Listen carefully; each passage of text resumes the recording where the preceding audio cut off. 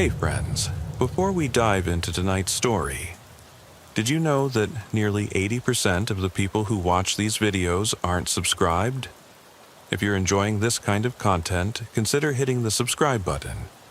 It really helps a lot, and it keeps these long stories going.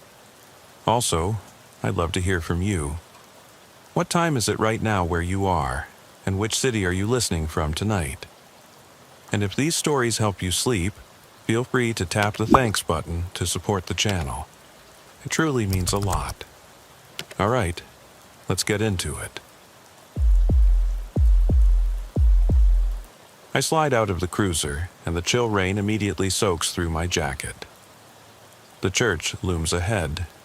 Ancient gray stone slick with water, its stained glass windows dark, except for the faint glow of moonlight filtering through colored panes. I check my mic. Heart to dispatch, we're on scene. Static crackles back. Copy that. Silent 911 call. No further intel. I glance at Lopez. His jaw is tight. We both know silent calls usually mean someone's in danger, but around here, danger often wears a friendly face. We approach the heavy wooden door. The hushed drip of water from the eaves is the only sound. I lift my fist to knock, but Lopez has already rapped twice. The door creaks. A sliver of pale face appears, eyes wide, unblinking. The woman looks past Lopez, straight at me, though I'm out of any line of sight. I swallow. She opens the door a little wider and then drops to her hands and knees, sliding backward into the dark entryway. Camille, Camille, she moans, voice ragged. Ma'am, Lopez says, voice steady. We're looking for Camille. Are you okay? She just keens, pushing herself lower, crawling toward the sanctuary. I step inside, flashlight beam cutting through incense-tinged air. The wood floor is slick. Pews stretch before us, and beyond them the stair down to the basement yawns like a mouth. The single bulb overhead flickers. Dispatch, we have visual on one female subject, I say. She's unusual behavior, crawling, calling for someone named Camille. More static. Stay safe, dispatch replies. I move forward. Every footstep echoes. The smell of mildew and old hymnals fills my nostrils. My boots squeak. The pews are empty, the altar untouched. Moonlight seeps through the stained glass in dusty shafts. Then I hear it. A distant drip, like water onto stone. I nod to Lopez. He kneels by the basement door and pushes it open. A foul draft seeps up. Let's go, I murmur. Downstairs, the flashlight picks out damp stone walls, folding chairs stacked against one side, shelves of leather-bound Bibles on the other. Water pools on the flagstone floor. The woman's keening grows louder behind me. I sweep the beam across the room. Nothing moves until the beam settles on a dark corner and I catch the glint of eyes. I jerk my light, empty. The layout is wrong. I step into a hallway and find myself back by the pews. I blink. Lopez? I whisper. No answer. My heart hammers. I turn and there he is, standing silent by a sealed door, paint crusted in the seams. He waves me over. I crouch beside him. What is it? He shrugs. Thought I heard something. He pries at the door. It groans open to reveal an attic-like space. Pink insulation, a single bulb dangling, dusty boxes piled high. No bedrooms, just storage. A child's laughter echoes, distant, warping. My blood runs cold. Behind me, the woman's ragged breathing.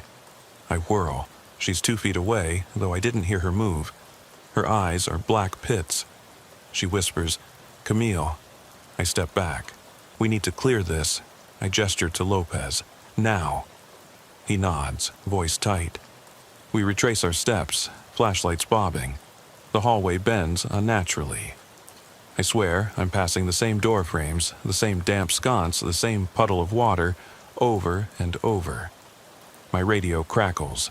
Heart, status? I fumble the mic. We're leaving. We burst into the night air. Lightning flickers. Rain drums on the cruiser roof. I glance back. The church door stands shut. No light inside, no sign of the woman. Only the hush of the storm. Lopez climbs in. I close the door. Dispatch, Unit 2 is clear. 20 minutes on scene. My voice sounds hollow. My watch says nearly an hour has passed. As we pull away, I catch movement in the rearview mirror. Someone standing at the door, watching us. But when I blink, there's nothing. Just the church, lost in fog. And in my mind, the faint echo of a child's laughter and the whisper, "Camille." I press my back against the cruiser's door, heart hammering, and force myself to breathe slow. The rain hammers the roof in frantic staccato. Lopez fumbles with the radio, static. He curses under his breath and slams it shut. I know he wants to say more, but words fail us both. I glance back at the church. Its silhouette is swallowed by fog. The single flickering lamp by the entrance sputters once, then dies, leaving the stained glass windows as dark panes. The air feels heavier now, as if the building itself exhales. "We're not done," I murmur, more to myself than to Lopez. He looks at me, expression torn, part relief to leave, part dread that we're abandoning something we shouldn't. I step off the gravel drive and head back up the narrow lane. Lopez hesitates, then follows. My boots churn mud. The rain seeps through the cuffs of my pants. Every instinct screams to get back in the cruiser. Radio for backup, run. But I can't leave, not yet. I stop at the church door. It stands closed, perfectly still. My flashlight beam trembles as I raise it and tap the door. No answer. I push. It swings inward on ancient hinges with a hollow groan. Lopez catches up.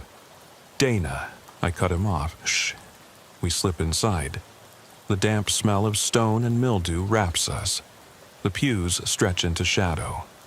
The air is colder here. I sweep the beam toward the altar. The trapdoor we forced open earlier lies shut, seamless with the floorboards. No sign we were ever down there. A single note, like an organ key stuck, resonates from overhead. I freeze. Lopez levels his light up at the choir loft. The organ's keys move slowly, though no one sits there. The lamp above flickers. A weird half-smile tugs at my lips. This is insane. Then the whisper, "Camille." It drifts from the nave, soft as moth wings. My pulse spikes. I step forward, boots clacking on wood. The whisper comes again, closer. "Camille." I follow the sound toward the center aisle. Lopez stays by the door, back pressed to the frame, eyes wide. The whisper grows into a soft chant. Childlike voice repeating the name.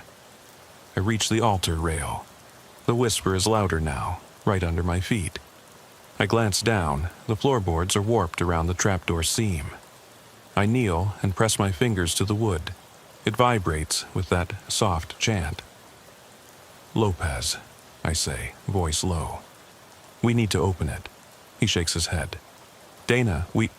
The organ surges, a chord jangling through the church. Dust falls from the rafters. Lopez jumps. I drop my shoulder into the rail and push. The trapdoor snaps open. A gush of cold air and that child's laughter tumbles upward. I shine my light down. A stone stair spirals into darkness. Water drips. The chant echoes up. "Camille, Camille." I glance at Lopez. He flickers between fear and duty. Finally, he nods. We climb down. The stairs end in a narrow tunnel hewn from bedrock. My beam picks out damp walls slick with moss. The floor is wet.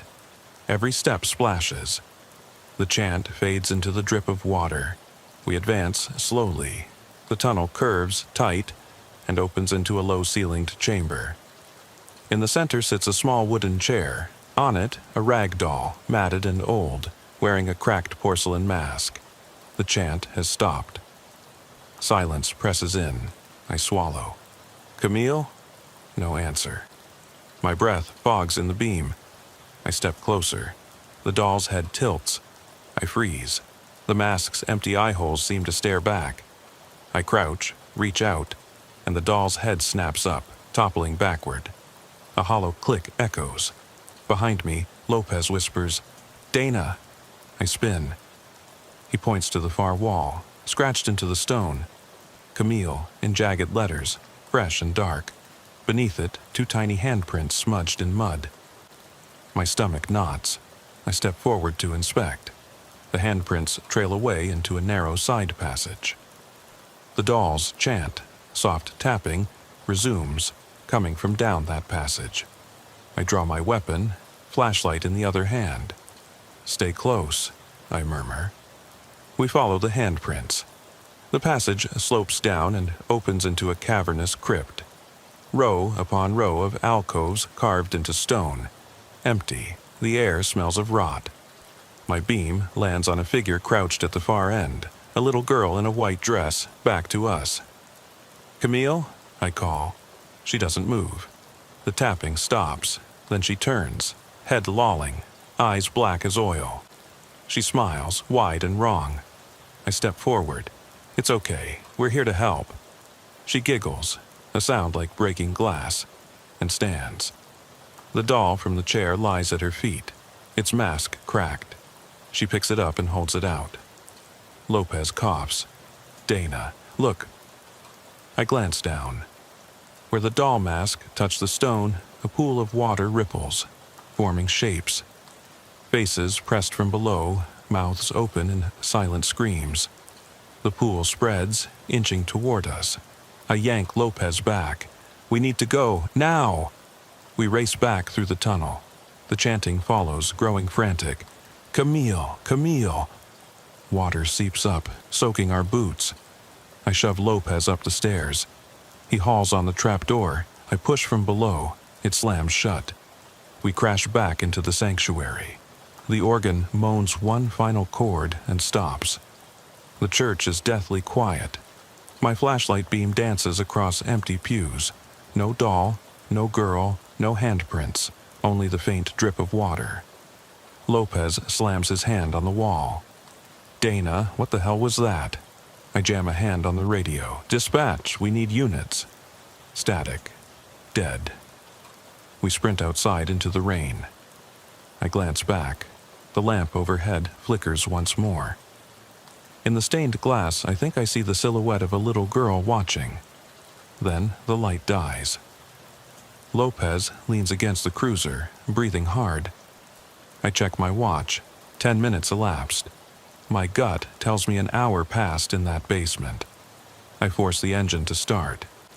As we pull away, I catch, in the rearview mirror, the church door creaking open, and a small figure slipping out into the fog. I don't know if it was Camille or something that wore her name, but I do know we won't be back. Not ever.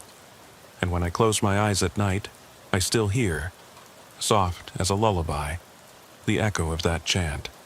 "Camille, Camille." The cruiser's engine thrums beneath me, a hollow heartbeat in the drenched stillness. Lopez sits beside me, shoulders slumped, eyes fixed on the dark road ahead. I kill the engine again. Rain hisses on the hood. Neither of us speaks. My hands tremble on the wheel. I rub my palms on my pants and try to steady my breathing. The memory of that little girl's hollow eyes and the pool of faces pressed beneath the mask burns behind my eyelids. I force myself to look away from the rearview mirror where the church still gleams like a wound in the mist. "Dana." Lopez's voice is soft, laced with exhaustion. "What now?" I swallow. We report what we saw. My voice echoes strangely in the cab. "But back up, we can't go back down there alone." He nods, running a hand through his wet hair. "Dispatch?" I tap the mic. "Heart to dispatch. Request immediate backup at Oak Ridge Road Church. Possible unknown subject." Static, then a click. Unit 2, you there? Silence. I glance at my watch, 2:47 a.m. We've been off the books for 10 minutes. Time stretches and warps, just like that basement. Fine, I say. We pack it up. Wait on Route 17. Backup will find us. I kill the lights. We slip through the fog, tires humming on wet asphalt, until the church vanishes behind a curtain of rain.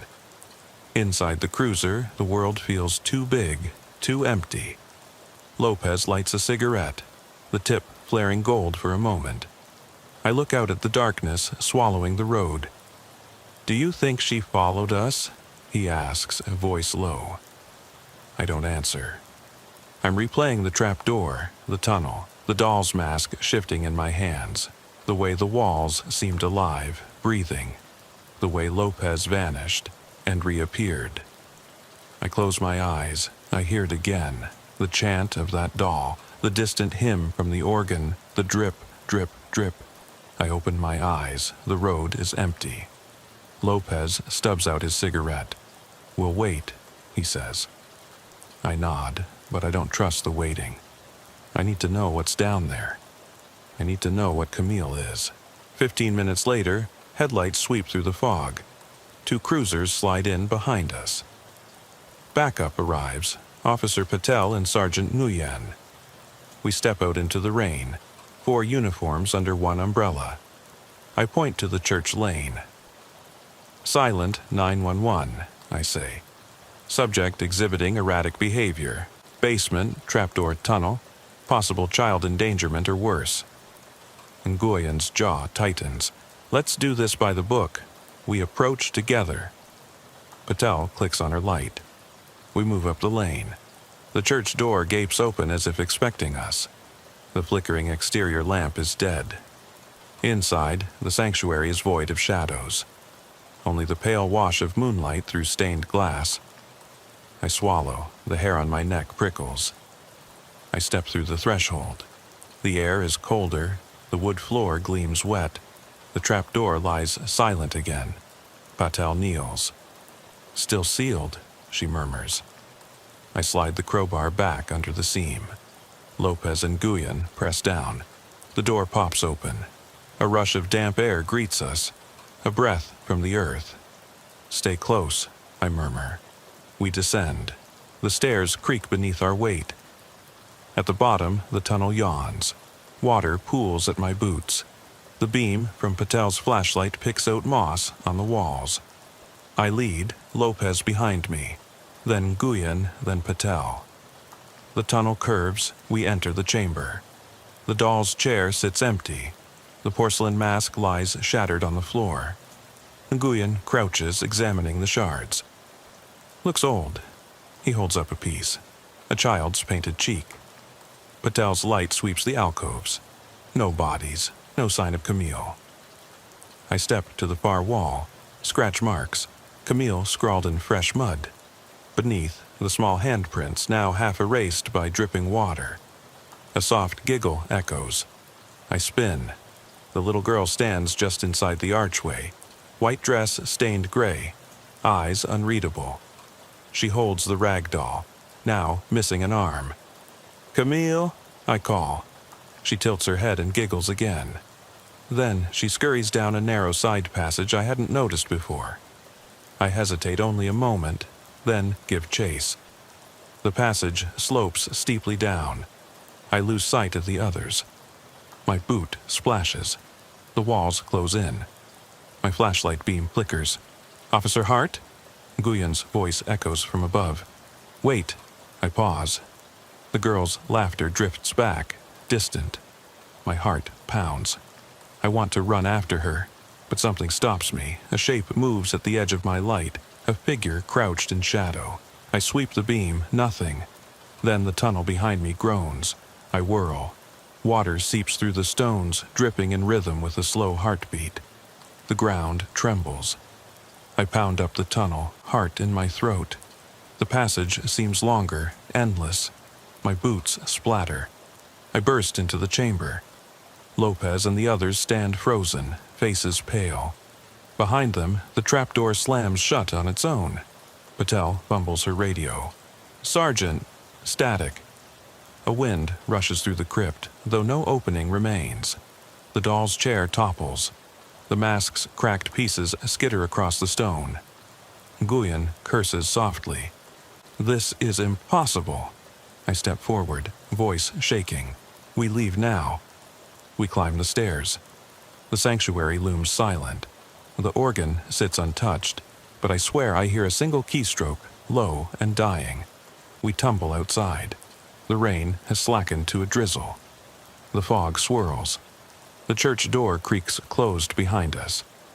We don't speak as we head to the cruisers. The air tastes of cold earth and old sorrow. Back at dispatch, I file the report. 20 minutes on scene. No sign of subject, no evidence beyond the mask shards. The log reads, "Unfounded call." Possible prank. I type the last words, hand steady though my mind reels. I sign off. Lopez and I walk to our cruiser. I pause under the street lamp. The wet road glitters. I press my palm to the damp wood of my radio microphone.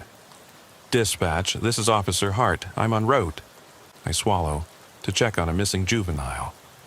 Silence, then static. Then clear as day a whisper, "Camille."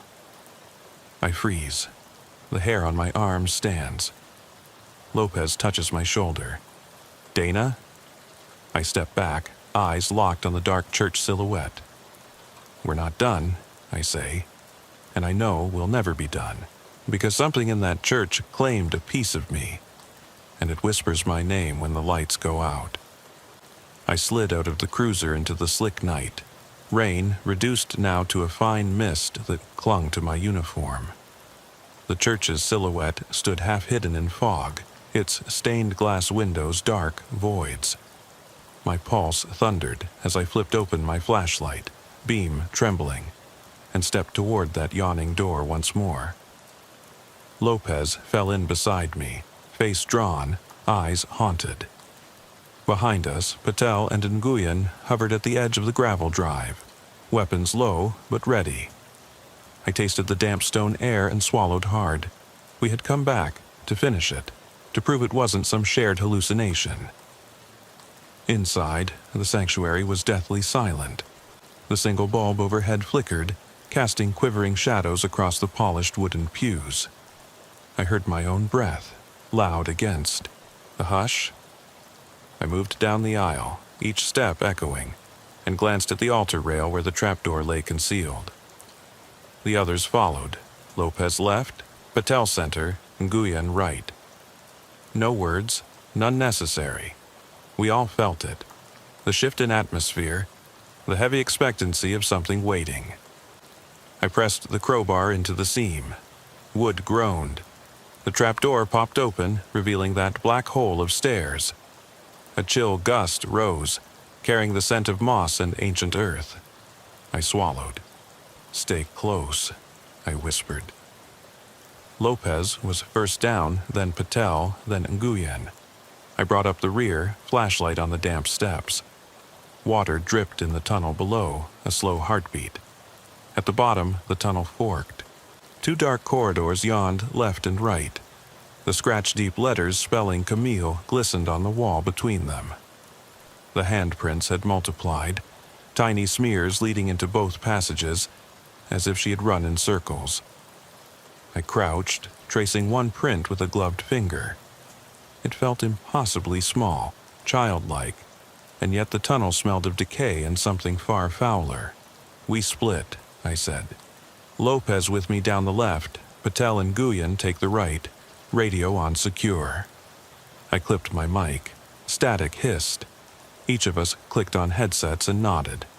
We moved, flashlights carving separate cones of light into the damp darkness. Left corridor.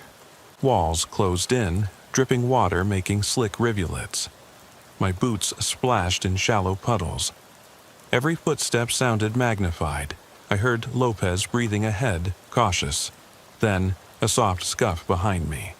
I spun, light swinging, nothing, my stomach clenched. I advanced, heart banging. The scuff came again, closer. I stepped faster. The scuff matched my pace, then stopped when I stopped. I froze. Lopez's voice crackled. "Dana, you okay?" I swallowed. "Yeah, let's keep moving." We rounded a bend into a low chamber. In the center, a row of old wooden chairs, overturned, legs pointed like broken teeth. The floor was slick with mud and something darker, stains I didn't want to identify. My beam caught a smear on one chair, a tiny handprint in dark red. I knelt.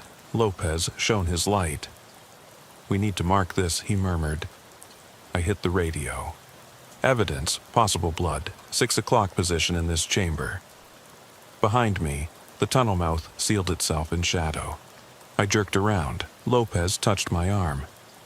"Dana," I swung back. Nothing but darkness. My pulse spiked. I forced calm. We took photos with our phones. The red handprint looked fresh. I bagged a sample. The air felt colder. On the right side, I heard a scream, faint, childlike, echoing. I spun. Lopez's eyes went wide. That came from the other team. I clicked my radio. "Patel, Nguyen, you copy, static." My stomach dropped. I tapped again. Silence. I grabbed Lopez's arm. "We go back, now." He nodded, face pale. We raced down the corridor. Water dripped faster, plip-plop like a metronome. The overhead rock arched lower. My shoulders scraped the wet stone. I rounded the bend and found myself staring at the same chamber of chairs. Again. I blinked. I was certain I'd come from the opposite direction. "Lopez?" I whispered.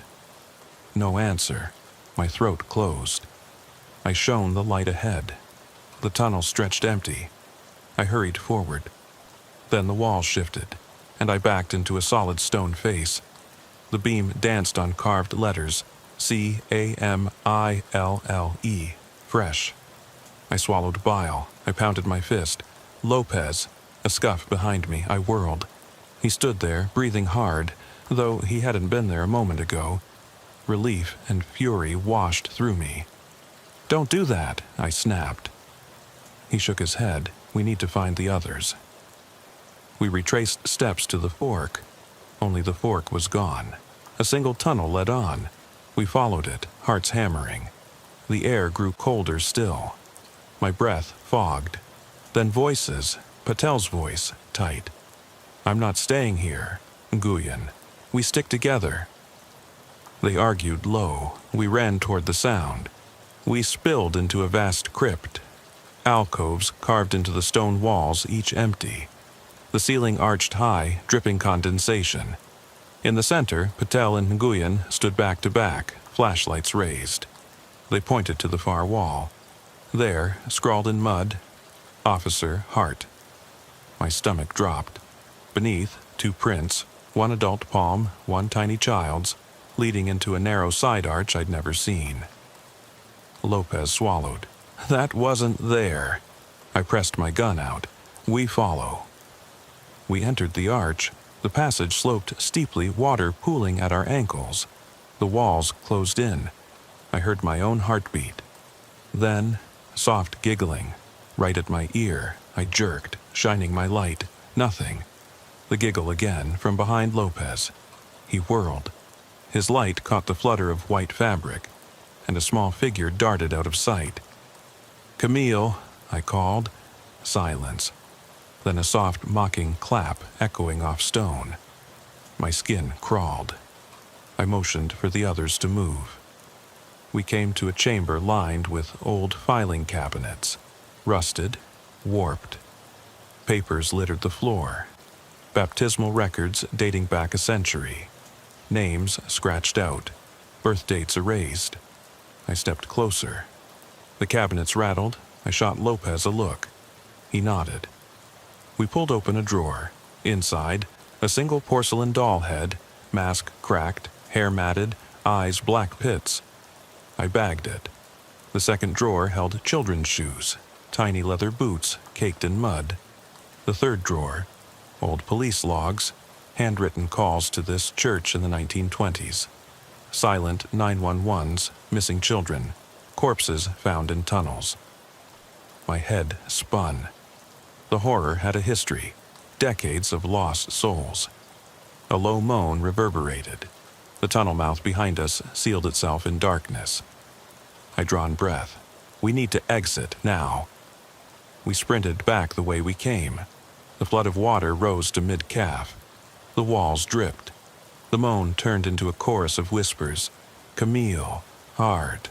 Camille. Our lights flickered. I heard metal scrape. Nguyen stumbled. He looked down. One of his boots was stuck in mud. He yanked free. The mud clung, and on it, the tiny handprints pressing up his leg. He froze. They're following me. I grabbed his arm. Run! We burst through the trapdoor into the sanctuary. The organ let out one keening note and died. The pews stood empty. The trapdoor slammed shut behind us. Lopez pounded it. It wouldn't budge. Patel rushed to the altar. Back door! She flung herself at the side exit. It gaped open. Rain sluiced in. We poured out into the night. I counted 4. Good. We didn't stop until the cruisers glowed ahead. We piled in, soaked and shaking. I locked the doors and stared at the church, now shuttered, silent. The mist curled around its steeple like a shroud. Patel fumbled her radio. Dispatch, this is Unit 2. Request hazmat and investigative. She broke off, face blanching. I followed her gaze. Something in the rearview mirror. A little girl stood on the lane's edge, white dress glowing phosphorescent in the rain, hair plastered to her cheeks. She lifted a tiny hand and waved. Her lips parted. Camille. Lopez slammed his door. She's still here, he shouted. The girl's feet sank into the gravel. She wavered, like smoke. Then she dissolved, vanishing into mist. Patel's radio burst to life. Unit 2, what's your status? I keyed the mic, voice hollow. We're clear. Leaving scene.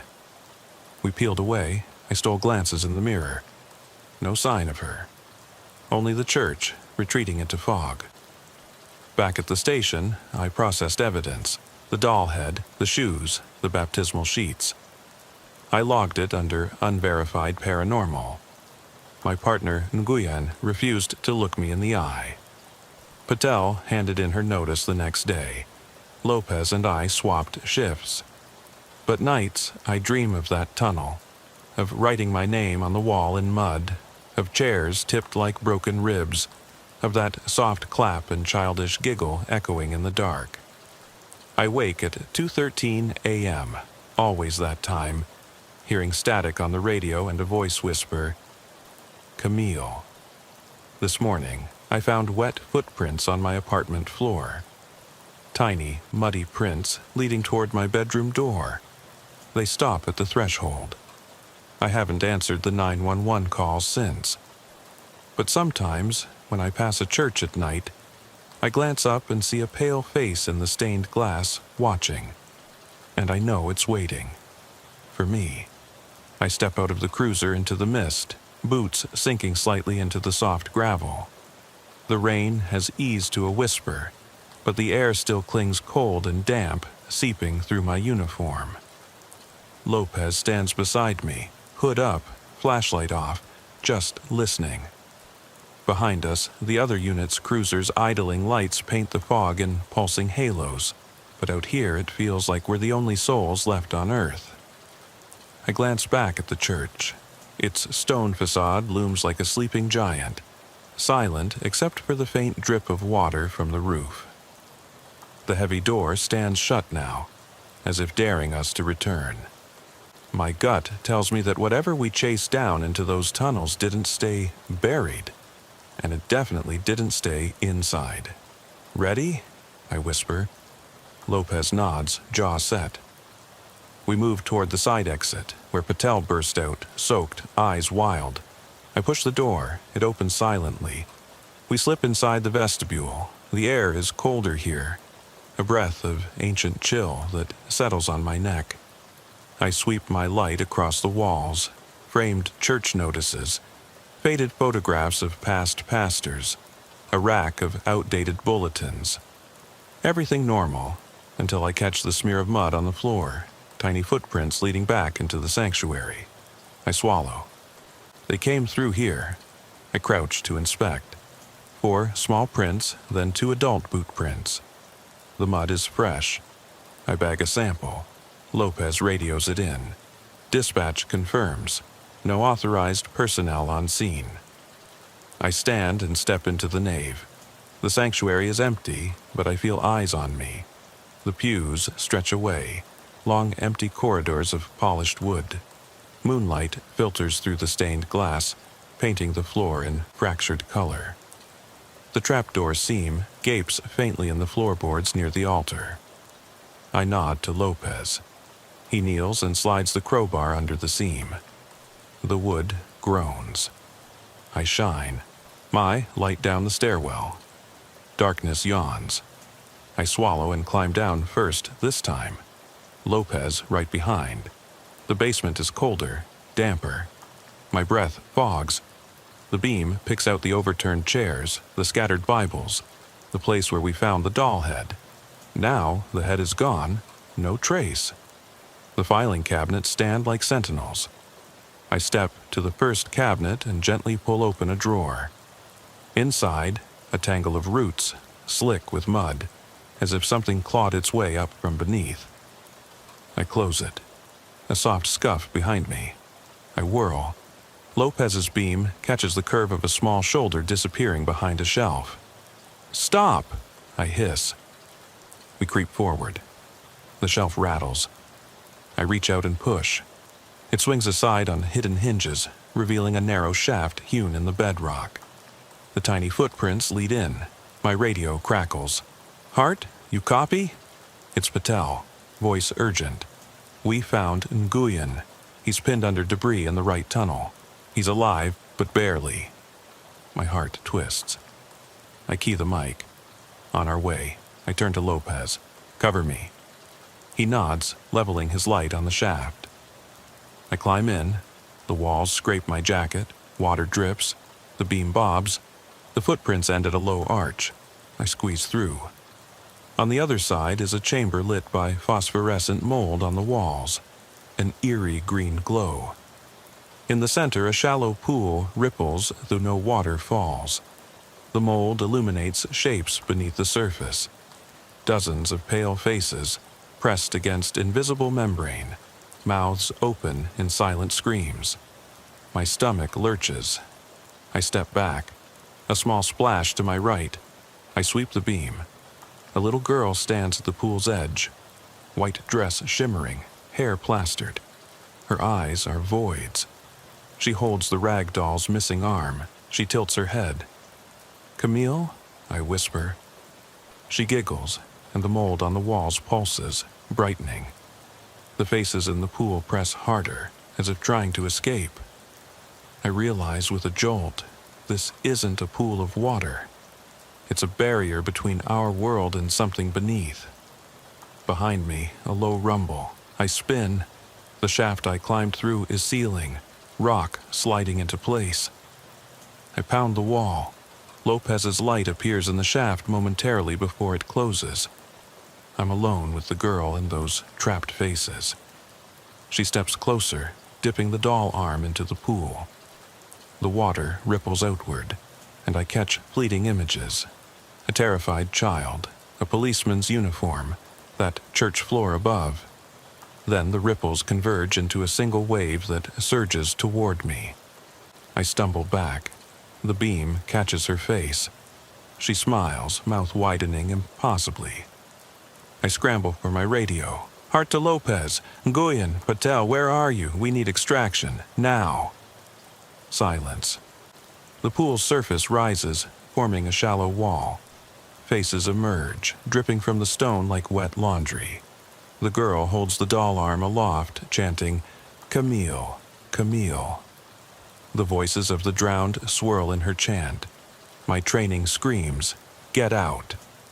I turn and race back to the shaft. My boot splashes through something sticky. Blood? The pool's edge recedes. but the mold glows brighter, guiding me. I leap toward the shaft. My hand scrapes the rock.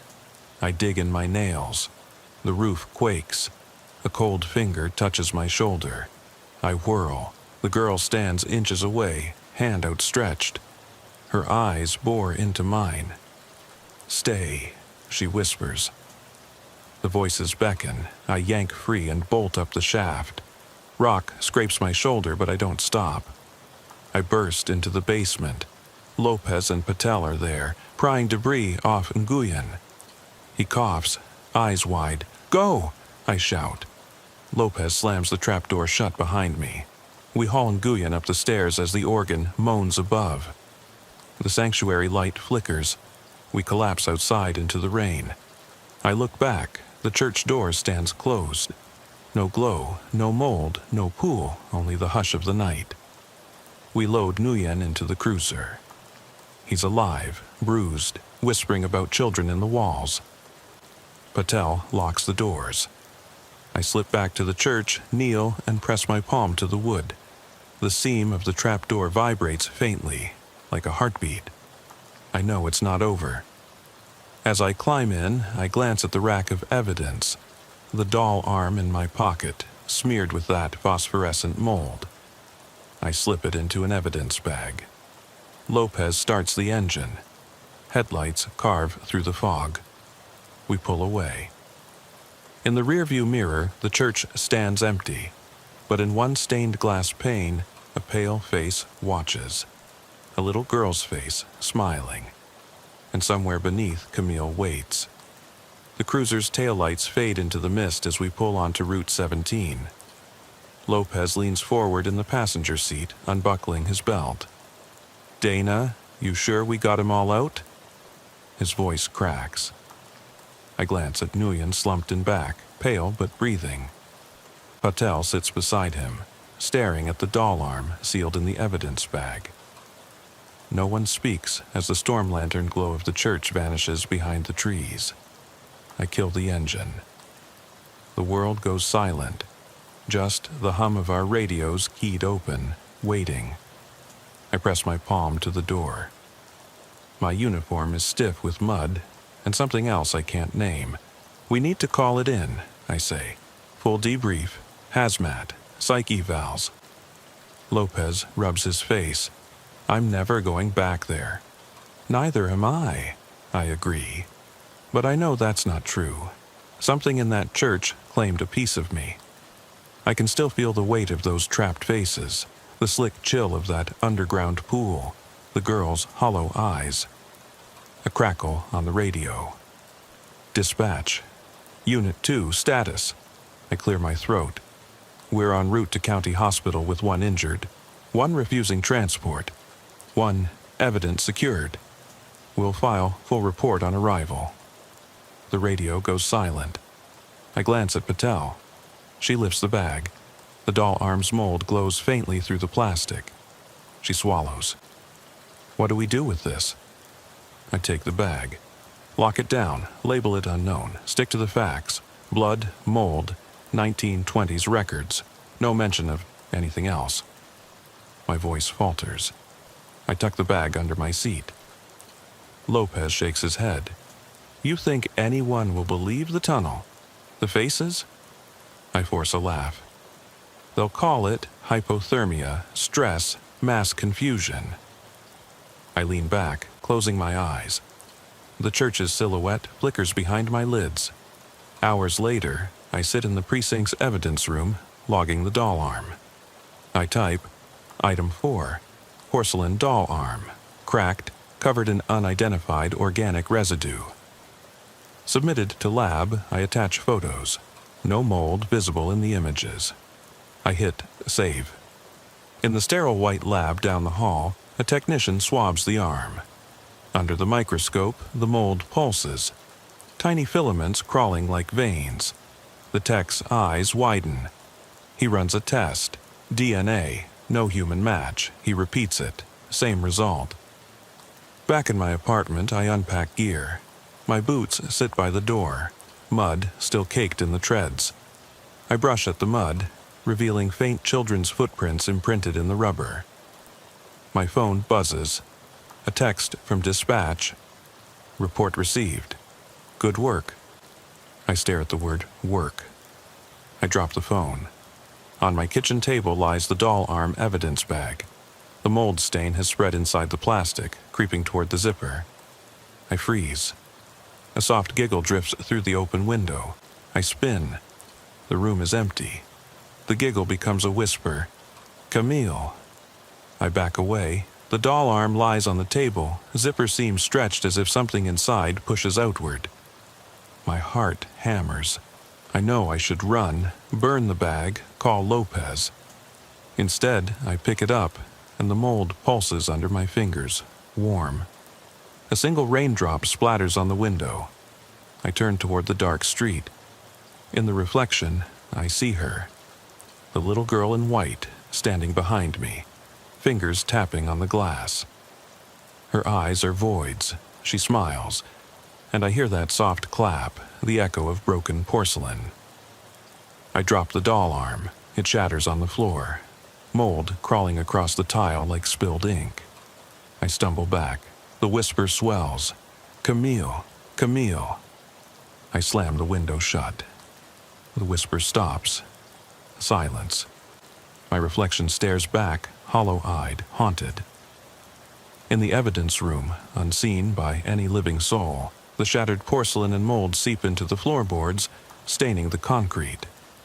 Beneath, in the darkness, dozens of pale faces press upward, mouths open in silent screams. And somewhere, beneath the church on Oak Ridge Road, the trapdoor quivers, slowly opening. I step back as the trapdoor beneath the altar quivers, the ancient wood splintering in slow motion. Rain seeps through the cracks overhead, pattering onto the stone below like a gathering heartbeat. Lopez and Patel freeze beside me. Lopez's mouth hangs open, Patel's flashlight beam trembling. Nguyen lies on the floor, pale and shaking, clutching his side where the debris struck him. None of us speak. Words have long since failed. The chasm yawns wider. A fetid breath of air rises, carrying the scent of damp earth and rot. From that darkness comes a soft, sorrowful sigh, a child's lament etched with endless longing. I swallow bile and force my legs to move. I crouch at the edge and shine my light down. The walls descend into blackness, slick with moss and crawling with luminescent mold that pulses like veins. At the bottom, the little pool shimmers, its surface rippling though no drop falls. The faces beneath press at the underside of the stone, twisted mouths agape, silent screams frozen in time. A small hand, pale as moonlight, emerges from the water. It curls around the edge, pale fingers hooking. Then another. The girl, Camille, climbs into view, dripping wet, dress plastered to her slight frame. Her dark eyes lock on mine. She tilts her head and smiles that impossible smile, wide, hungry. The doll arm in her free hand drips moldy water. "You came back," she whispers, voice echoing like a half-remembered lullaby. My training screams to step back, to close the trap door, to call this in as a supernatural hazard. But I can't. Not yet. My boots sink in the shallow pool as I move forward. The faces beneath swirl, pressing up, reaching for me. I feel their cold longing, decades of sorrow and fear. I kneel, hand outstretched. "I'm here," I say, voice trembling. "I'm not leaving you." Camille's lips quiver. She lifts the doll arm and places it on the stone floor beside me. The mold seeps into the cracks, binding the wood to the stone. Then she leans forward and touches my badge. Officer Dana Hart. Her fingertips trace the letters. I shiver. The faces in the pool flatten, calm. The water stills. The mold's glow dims. Above us, the trapdoor snaps shut with finality. The organ in the sanctuary moans one last long chord. The echo travels down, melding with the drip of water. I realize the church has exhaled, released its secret. Lopez's voice crackles through the headset.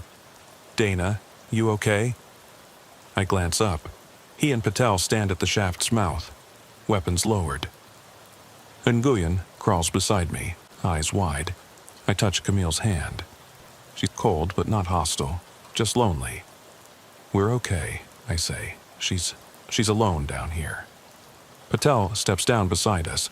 She glances at the pool, then at the faces beneath. What do we do? I stand, brushing mud from my uniform. We bring her up. My voice is firmer than I feel. I offer my hand. Camille takes it. Her grip is ice. Together, we climb the slick stones. The mold recedes from the walls as if bowing. At the top, the trapdoor creaks open. Moonlight floods the basement. Camille steps into the sanctuary, water cascading from her. The pews and altar are impossibly pristine, as if untouched for a century. She looks around, awed. I kneel and cup my hands. It's okay, I murmur. You're safe. Lopez and Patel guide Nguyen up the stairs behind us. The church door stands open, rain swirling in. Camille pauses at the threshold, turning back once. Her eyes meet mine. For a heartbeat, I think she'll vanish. But then she smiles and nods. She steps into the night's mist. I follow. The air is cold on my wet skin. Camille stops at the gravel drive and looks toward the woods. Then she dissolves into the fog. No footprints, no ripple. Just the faint echo of her laughter drifting on the wind. The cruiser's lights flash. Backup arrives, 2 more units, an ambulance. Officers herd Nguyen into the ambulance. Medics check him over. I stand beside the church, watching. The building seems peaceful now, its secret laid to rest. The mold is gone, the trapdoor sealed. Oak Ridge Road is silent. Dispatch calls. Unit 2. Status? I key the mic. Subject found, unaccompanied juvenile female, dehydration and hypothermia. Transporting to county hospital, church secure, over. Copy that. Dispatch replies. I kill the radio and exhale. Lopez approaches, placing a hand on my shoulder. You did it, he says softly. We did it, I correct. Patel joins us. What do we tell them? I look back at the church's stone facade, stained glass glowing softly in the dawn light. The truth, I say. Something happened here no one can explain, but she's safe now. That's what matters. Julian emerges, leaning on Lopez. He gives a shaky thumbs up. I nod. We pile into the cruisers. As we drive away, I glance in the rearview mirror. The church stands still, bathed in pale morning light. No sign of mold, no hint of the underground pool. Just a silent sentinel at the edge of town. But I know. Beneath its floor, the faces remain, restless, waiting. And sometimes when the wind is right, I still hear the soft whisper, Camille. I stare at the badge on my chest. I'm Officer Dana Hart. I answer to that name. I carry the memory of what I saw, what I felt. I will carry it always, because some calls never end. They echo in the dark, beneath stone and glass. They whisper in the static of a radio and the drip of water in a silent church. They call your name, and you have to go back again and again until the last voice is stilled. I glance forward as the sun breaks over the treetops. The mist lifts. The world feels brighter, safer. But I know the darkness never truly leaves. It waits, and when it calls, I will answer. I get out of my patrol car and the door slams behind me. The rain is getting heavier. Every drop hits the slate roof of St. Jude's like a hammer. I hold my hand over my flashlight, the other on my service weapon. No backup yet. Just me, the silence at 2:15 in the morning, and the silent emergency call echoing in my head. The stone facade of the church rises up, soaked through. Ivy clings to the mortar like skeletal fingers. I step onto the wet stone slabs, water collecting in the grooves. My boots squeak. I press the talk button. Central, this is Hart. I'm on site. No signs of forced entry. The door is unlocked. There's a crackle. It's cold inside. The beam of my flashlight pierces the darkness and illuminates rows of empty pews. Moonlight falls through the stained glass windows, bathing the stone floor in blue and red light. The smell of damp wood and old incense hangs in the air. I call out, "Is anyone here?" Church guard. I have an emergency call on the line. There is silence. Only the dripping of water from a leaky roof beam can be heard. I walk to the side aisle. Every step echoes. The hymnals on a pew rattle in the wind blowing through a broken window. The brass offering basket glitters. I swallow. Something about this place makes me feel like I'm being watched. A faint noise comes from the hallway. My heart skips a beat. I turn around and swing the flashlight. The noise came from the basement door. Gray metal, peeling paint. I press my shoulder against it, and it gives way with a creak. Cold air rushes out and smells of mold. I turn on my radio, dead. Nothing but static, of course. I put it away and push the door open wide. Stone steps lead down into the darkness. I count them in my head. 10, 20, my breath forming white clouds. At step 30, my boot hits concrete. The beam of light from the flashlight falls on a low hallway lined with filing cabinets and folding chairs. Dust flakes float in the air. The smell is even stronger here: decay, mold, old paper. I look to the left, then to the right. Overturned chairs, open hymnals with yellowed pages. Muddy footprints lead further. I follow them. My pulse beats in time with a distant drip. I walk around a cabinet and freeze. In the circle of light cast by the beam, there is a single mud-encrusted child's shoe. No second one. Just this one, pointing to a walled-up niche. The bricks look new, the mortar is still crumbly. My training kicks in, evidence. I crouch down and examine the scratches on the stone, fresh. I knock, hollow. Someone has built a wall here to hide something. A soft scratching behind me. I spin around. Light cuts through the empty air. "Police!" I shout in a tense voice. No answer. I draw my gun, my finger on the trigger guard. I approach the niche. Every instinct tells me to back away, but I press my palm against the bricks. Cool, damp. I trace the outline of a small door with my fingers, barely visible. I push. The wall wobbles. A hidden bolt gives way. A panel swings inward on rusty hinges. Behind it, it's black. I look back at the stairs. No light, no help. I take a deep breath, raise my flashlight, and step through. I find myself in a tiny chamber, musty air, low ceiling. The beam of light falls on scribbled words. "Let me out. Don't leave me alone. They've forgotten me." Dates: 1952, 1968, 1984. The last scribble reads, April 10th, 2025. Yesterday. My skin tingles. Something moves in the darkness. I shine the light to the left. Nothing. To the right, an iron grate in the floor. Through the grate, I hear quiet sobbing. I kneel down. "Hello? Are you there?" The sobbing stops. Silence. I press my ear against the grate. A quiet voice whispers, "Officer." My radio crackles. "Hart, do you hear me?" Relief floods through me. "Speak," I whisper. Sergeant Kim's voice. "We have your location. We'll be there in 2 minutes. Are you safe?" I look at the grate. I found a chamber. There's someone down there, alive. I stand up and pry open the grate. Metal squeaks. I turn on the light. A tunnel leads downwards, smooth stone, puddles of water. The sobbing starts again, far away. I turn around.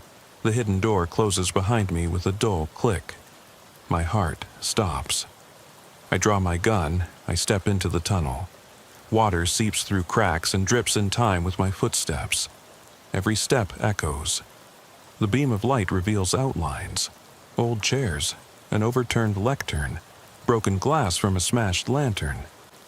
I follow the sound, muffled sobbing, then a whispered, "Help."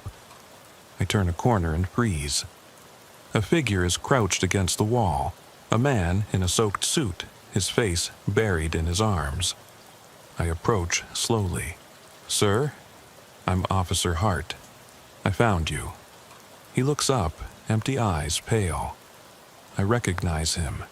It's the night watchman from the church who was reported missing 2 nights ago. When I kneel down and offer him my hand, he tries to stand up. His arm jerks back. "They told me to stay," he croaks, "but they never came." His gaze darts past me. I follow his gaze, a shadow clinging to the wall, too large, too motionless. A low rumbling. The tunnel shifts. Dust falls from the ceiling.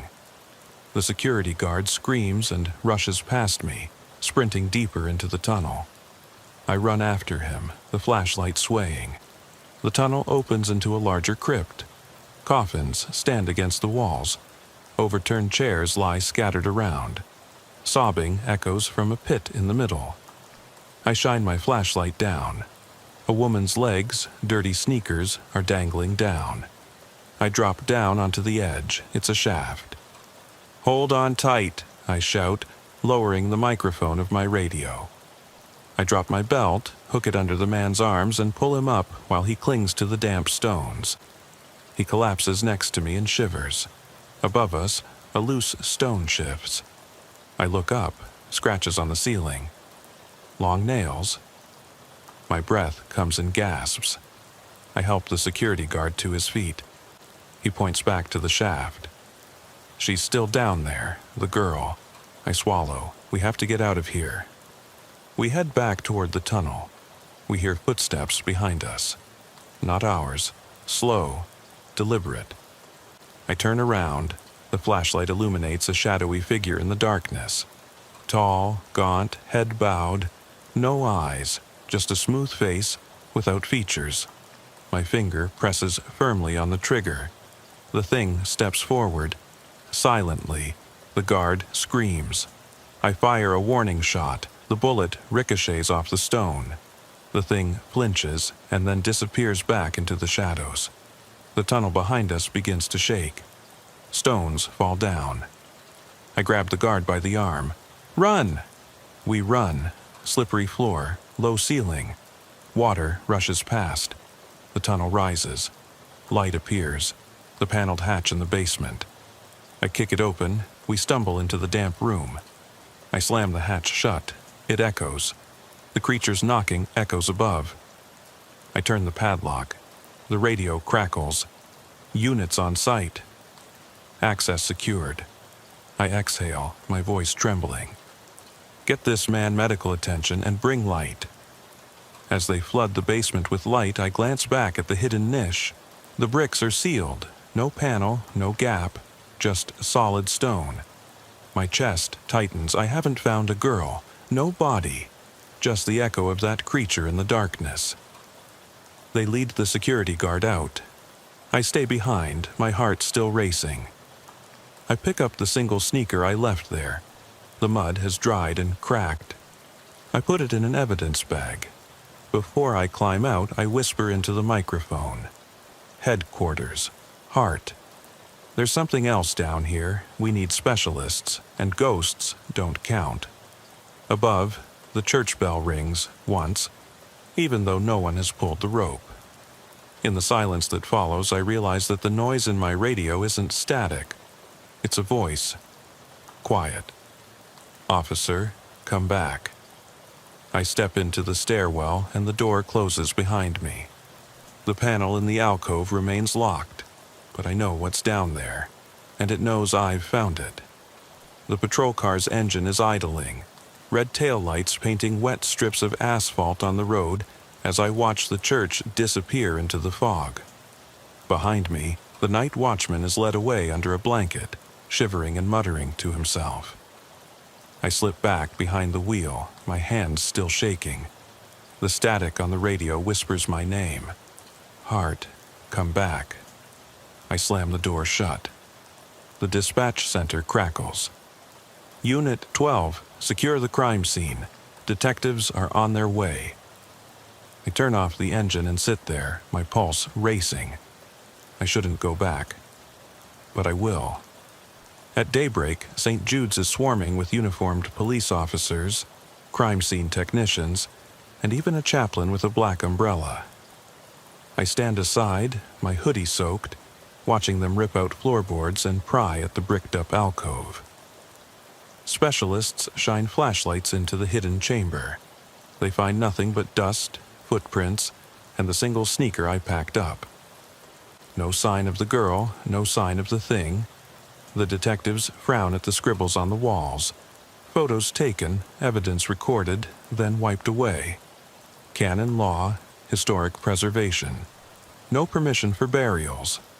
They attribute it to an urban legend, a hidden basement that someone sealed off decades ago. I walk around the building. The rain soaks my jacket. A neighbor comes out, a gray-haired woman in slippers. She stares at the church. "Officer," she says, "people used to talk about St. Jude's. They said the pastor locked something in the basement in 1968 when the school closed. The children never came back." I nod, my heart sinking. "Have you ever heard any noises?" She shrugs. "Just the wind, but this morning the bell rang by itself." I look up at the bell tower. Now it's silent.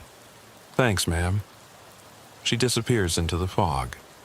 Back at the station, I unload the evidence. The sneaker, photos of the scribbled pleas, the circuit board from the radio. My partner Lopez raises an eyebrow. "You look terrible." I force a grin. "Did you enjoy the wake-up call?" He shakes his head. "The detectives want your statement. Are you sure you're up to it?" I hesitate. Part of me just wants to wash away this whole night. But I signed up to respond to calls. I'll go. In the interrogation room, I describe every detail. The silent call, the hidden door, the tunnel, the figure. I watch their faces, skeptical, fascinated. They file it as an unexplained disturbance and point to possible post-traumatic stress disorder. I leave with a queasy stomach. On the way out, I see my reflection in the glass. Dark circles under my eyes, lips pressed together. I feel like I'm being watched. That afternoon, I study the blueprints of St. Jude's, public records, archive photos. Nothing indicates a basement extension. The original plans from 1924 show only a basement under the nave, no tunnel. I run my finger over the lines. The niche where I found the paneling should not exist. The crypt shaft is not marked on any plan. Someone has secretly altered the basic structure of the church. My cell phone vibrates. A text message from headquarters. Audio log attached. I play back the recording of the silent emergency call. A faint, distorted lullaby can be heard beneath the static. I rewind. There, 3 soft knocks, like nails on wood, then nothing. My skin tingles, night falls. I lie on my camp bed at home, my eyes open. The recording plays over and over in my head.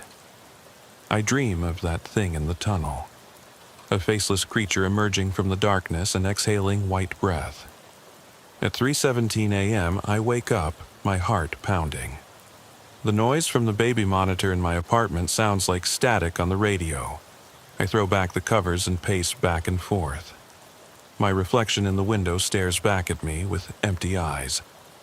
I decide I have to go back. At 11 p.m., I am alone in St. Jude's. The rain turns to fog. I slip past the police tape. No one sees me. I climb through the broken basement window I discovered earlier. Inside, the church smells of damp stone and old incense. I walk to the center aisle, kneel down, and press my palm against the floor where I felt the hidden bolt. My fingers find the seam. I push, and a panel clicks open. I drop into the chamber. With my flashlight on, I climb down into the tunnel. Water is dripping. The silence weighs on me. I call out, "Headquarters, this is Hart." I'm re-entering the tunnel. Silence. I turn off the radio. The tunnel forks in front of me, a passage I haven't explored yet. I take the left one, my heart pounding. The walls here are covered with more names and dates, children's names. Rosie Ames, Jonathan Pike, all crossed out. My stomach churns. A soft sob. I follow him to a low door made of half-rotten wood. I push it open with my shoulder. Behind it is a narrow chamber, no coffins, just a single desk, an oil lamp, and a pile of diaries in one corner. I leaf through the top volume. Entries from 1968, written by Reverend Caldwell in scrawled handwriting.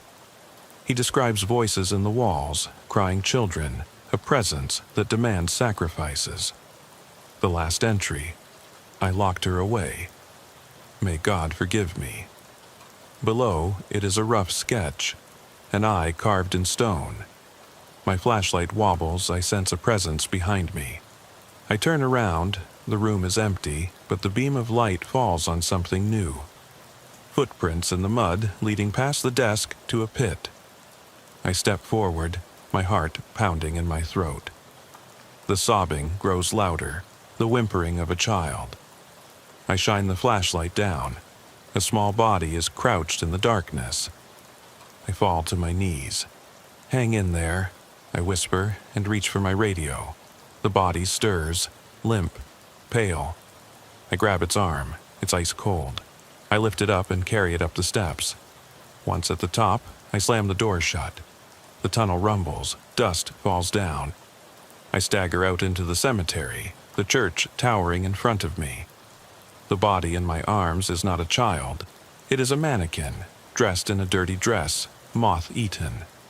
My breath catches. I drop it. It shatters, revealing nothing but dirt and broken wires. A mocking echo of that sneaker, that whispered call. A soft voice behind me. "Officer?" I turn around. No one there. The gravestones lean. Fog swirls around my ankles. My radio crackles.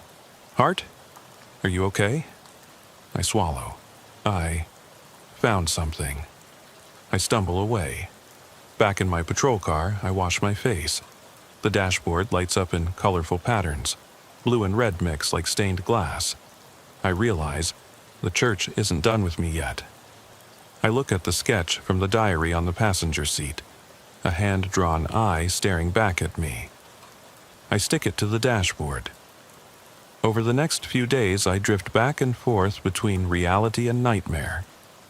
At work, I am polite and professional, but I flinch at every radio call. In my apartment, I wake up to disturbing noises and that lullaby. I dream of the hidden chamber, of walls that whisper names. I search the archives again and find a buried newspaper clipping. Reverend Caldwell disappeared in 1968 after allegations of child endangerment. No further investigation, no body. According to local lore, he went into the woods and never returned. That night, I return. This time, I bring a recording device, extra flashlights, and a camera. I climb through the window again. The panel opens. The tunnel greets me with damp cold. I follow the footprints, which are now fresher, to the niche where I found the diaries. The pit is gone, replaced by smooth stone. My recording device crackles. Voices under the floor. I drop to the ground and press the microphone against the bricks. "Speak," I whisper. The noise turns into children's laughter, echoing, distant, cheerful, and then into a scream. I jump back. The tunnel shakes. Water sprays from cracks above me. I run, following the wall and running my fingertips over the rough stone. The tunnel forks. One path glows phosphorescently. I follow it. Mold covers the walls in a sickly green and illuminates a chamber lined with miniature coffins, dozens of them, each no bigger than a shoebox. Names are engraved on the lids: Emily, Rosie, Jonathan, Caldwell. The beam of my flashlight flickers. I step closer. A coffin lid slowly opens. Inside lies a fragile, withered hand. I step back, my heart pounding in my throat. My recording device picks up a whisper. "Thank you for coming back." I drop the device. It clatters, picks up background noise, and then silence. I kick the wall. The bricks shift, revealing another glimpse of the main tunnel. I take one last look at the coffins and then run. With my boots splashing and panting, I climb the stairs and rush into the church basement, where uniformed officers stare in disbelief. I collapse against a wall. Lopez kneels beside me. "Are you okay? You look like you've seen God." I swallow. "Something like that." I point back to the paneling. "You have to seal this up and find out who Caldwell was and what he did." He nods, pale. While they close the panel again, I slip out into the foggy morning. The church stands still, but I know that the mold is still glowing. The coffins are waiting, and the voices have my number. I drive home and stick the recording on my wall as a reminder.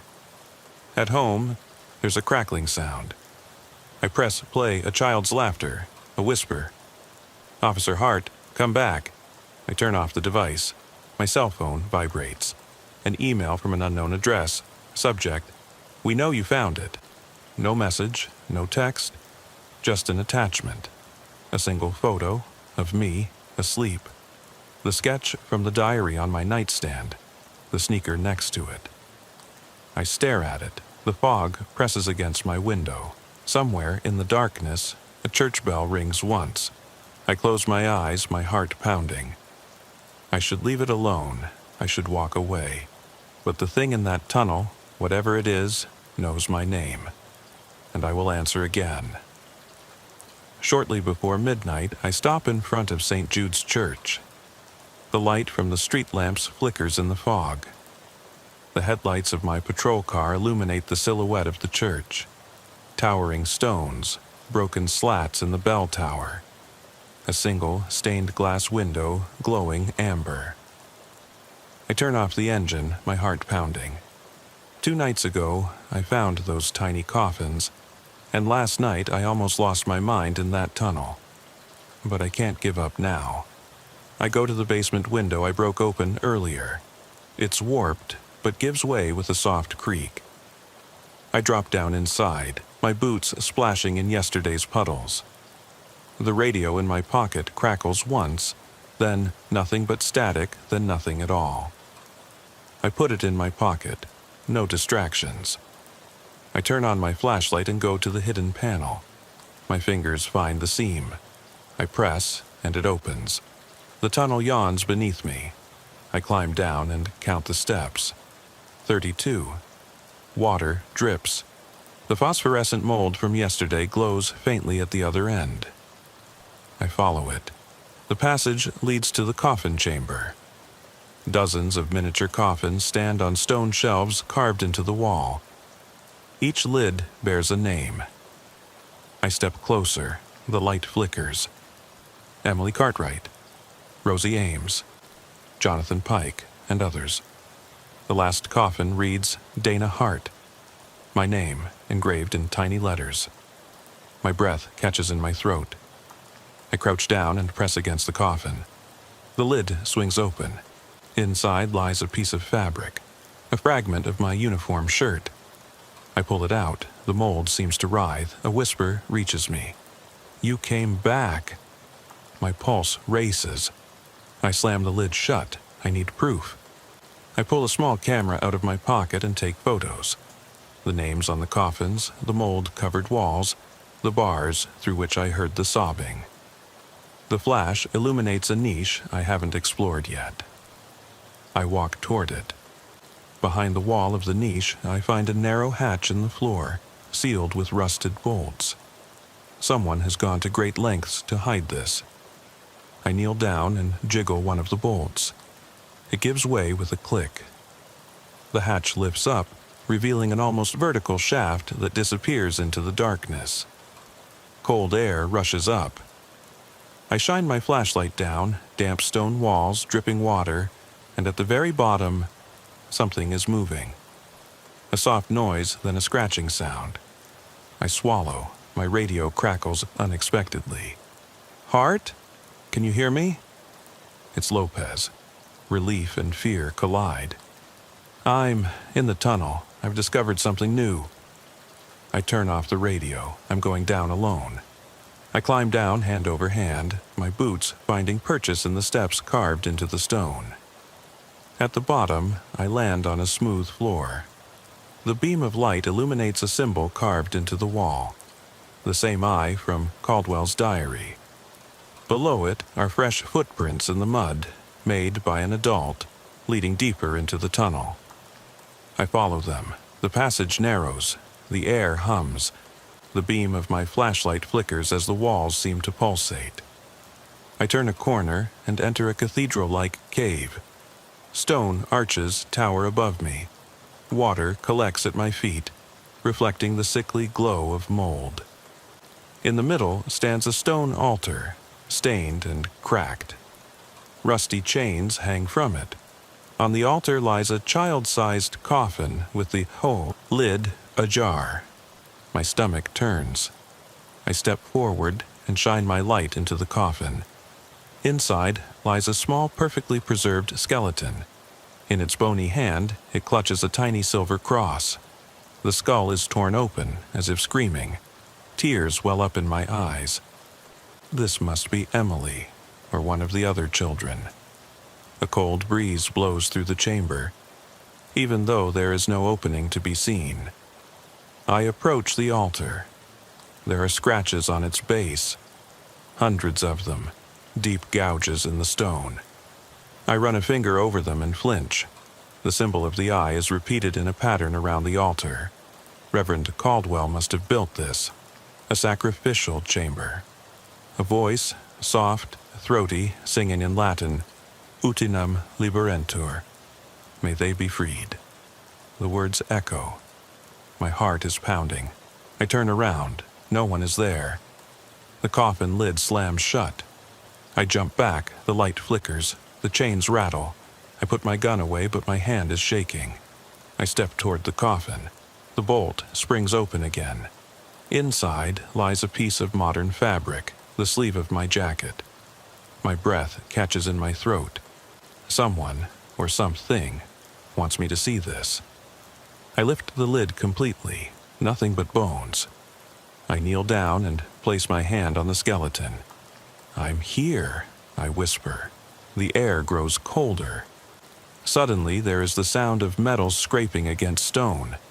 Bolts are being hammered in above me. The hatch closes. I run back to the shaft and climb up as fast as I can. My flashlight falls, clattering to the ground, its beam dancing through the cave. I jump into the shaft, my boots scraping the walls. The hatch falls shut above me. Darkness.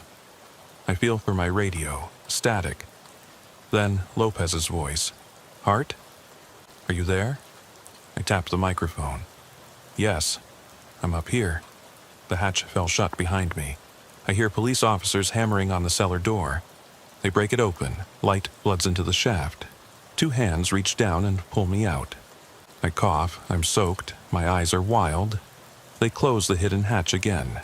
Detectives swarm into the basement, this time with ground-penetrating radar. They find the cave, a hollow space large enough for dozens of people. But they see no coffins, no altar, no mold. The radar shows empty space, only earth. They call it a collapsed tunnel, a 100-year-old drainage channel. My statement is recorded. They note mental stress and unexplained phenomena. My camera footage is damaged, just static and fleeting shadows. I stand outside in the fog and watch as they board up the basement window. The church sinks back into silence. The bell tower towers above me. I put my ruined uniform in an evidence bag. At home, I collapse on the sofa. My cell phone vibrates, a breaking news alert. St. Jude's is undergoing structural renovation. No mention of the hidden chambers. I close the app. Caldwell's diary lies on my desk, the fragment I smuggled out. I open the last page. They are asleep, but they are not dead. I have given them peace. I have given them darkness. I pray that no one finds this place. Beneath it is a stain of dried ink, like a fingerprint. I can feel them watching me. The voice from the tunnel in my dreams. Officer, come back. Tomorrow I will return. There are still unanswered questions, names that have not yet been crossed off. I owe them that much. Shortly after midnight, I slip through the broken window into the basement. The faint light from my flashlight dances across the damp stone walls. The air is thick with mold and something else, an undertone of decay that hurts my lungs. My boots splash through shallow puddles. I pause at the spot where the hidden panel blocks the tunnel entrance. I press my palm against the stone. It is colder than before, as if the wall itself can still feel my touch. I whisper into my microphone, which I turned off 2 nights ago, but it is still recording. This is Hart, I'm back. Only static answers me. I press against the slab. It gives way with a creak. The tunnel behind it yawns like a wound in the earth. I step through, my heart pounding. The sickly glow of mold leads me to the coffin chamber. I walk past a dozen miniature coffins, each with a name engraved on the lid. This time, I don't look inside. Instead, I walk past the niche where I found the diaries. The floor feels uneven here. I crouch down and carefully wipe away the mud. A small metal ring embedded in the stone catches my light. I pull on it. A trap door swings open, revealing a wooden ladder leading further down. Without hesitation, I climb down. The air grows colder, heavier. My breath fogs up. At the bottom, I find myself in a huge cave. Vaulted arches rise above me, carved out of the rock. Water drips from stalactites.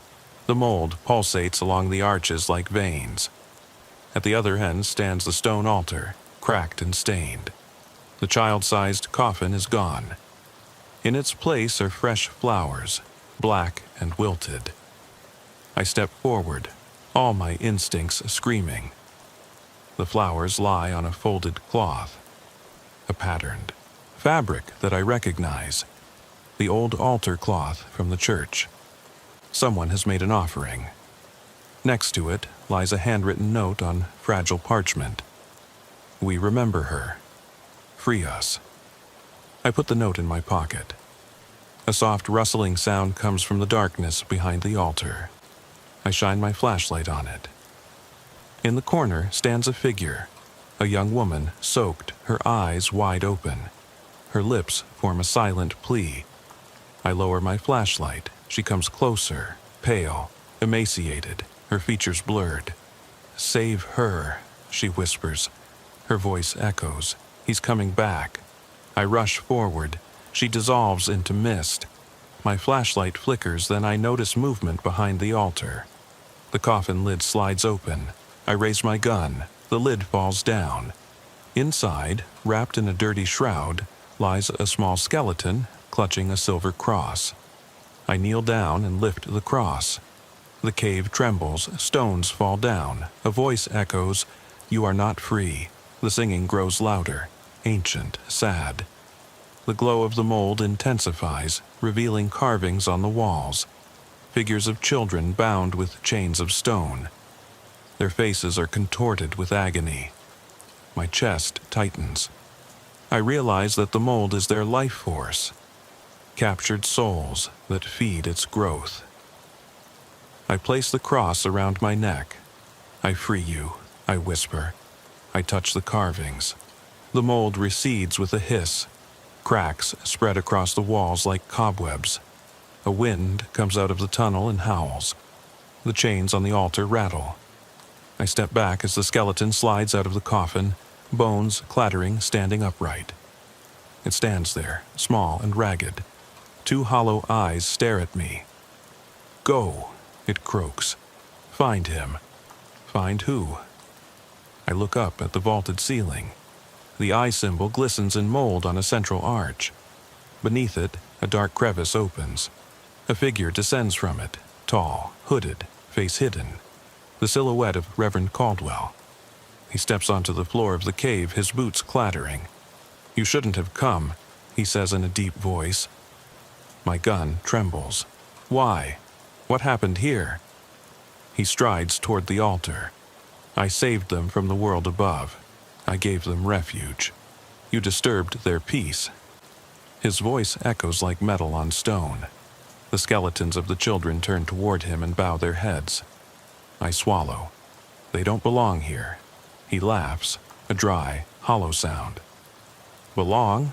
They belong to me." He raises a hand. The mold swells and forms into winding shapes. Faces appear, ghostly children reaching for me. I stagger back. I reach for the cross. "By this symbol, I command you to release them." I step toward the carvings and press the cross against the stone. The horse recoils and screams. Caldwell lunges at me and grabs my arm. His touch is ice cold. "You insolent mortal!"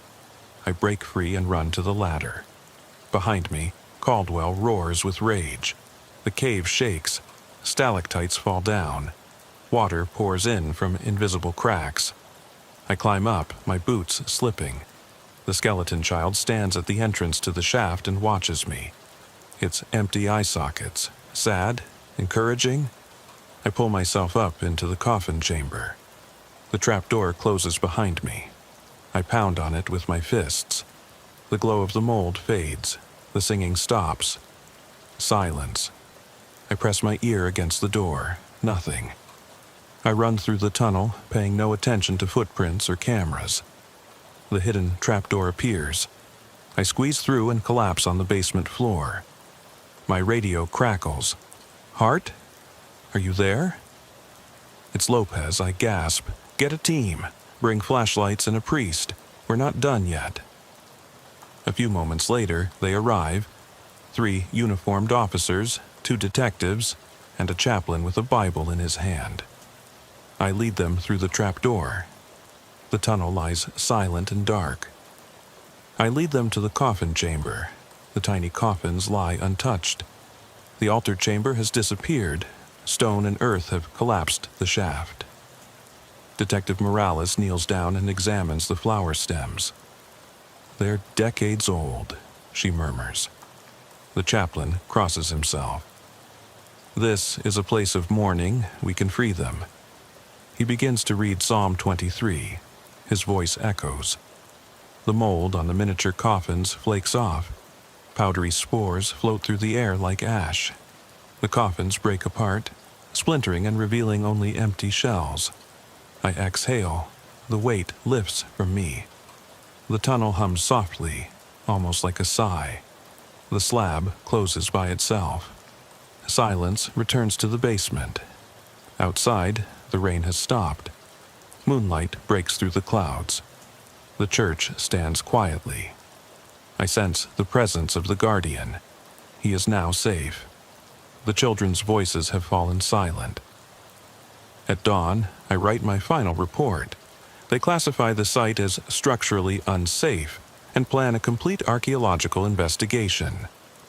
I ask that the diaries and the cross be allowed to remain with me. No one objects. That evening, I sit at home. The cross lies on my desk. The diary is open at Caldwell's last entry. "May the children find the light." Below it, someone has written a new line in my handwriting. "They are free." My radio crackles once. A soft ping, no static. I reply, "Tough here."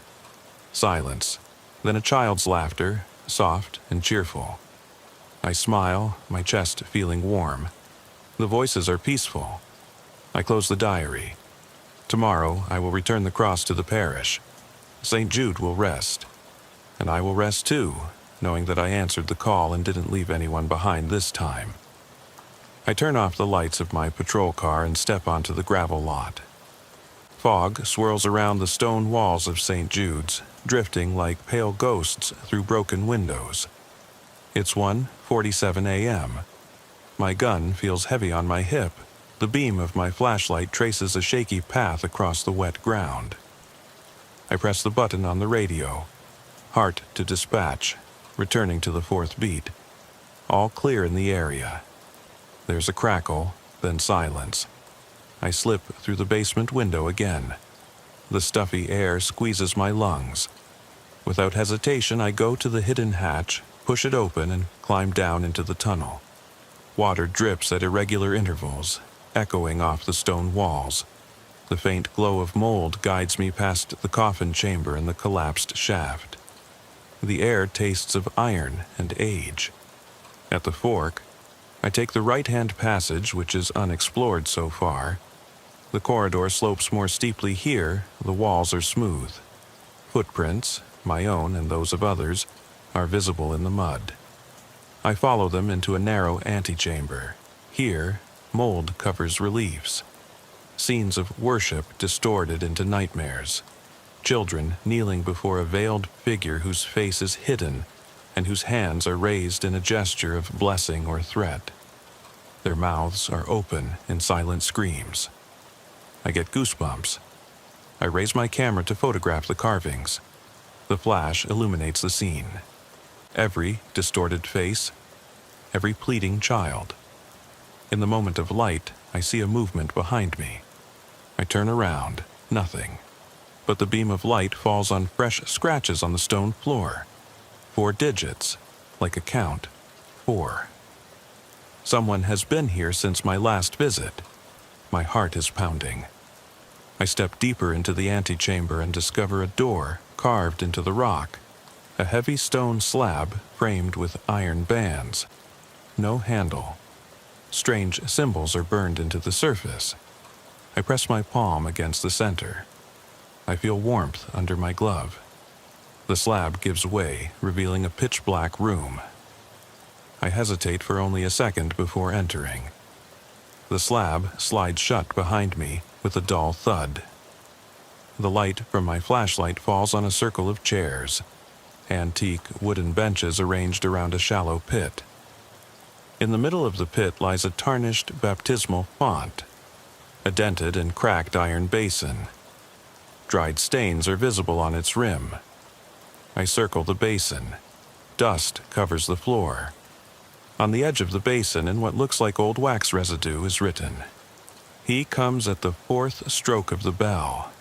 My pulse races. I look at my watch, 1:52 a.m. The bell in the church tower should strike at 2 a.m. I go back to the door. It's locked. My breath catches in my throat. The baptismal font trembles. Water sloshes inside it, even though it's bone dry. A low rumbling echoes through the room. I draw my gun. Suddenly, the baptismal font bursts open like an egg. A pale figure crawls out, no bigger than a toddler, all limbs outstretched.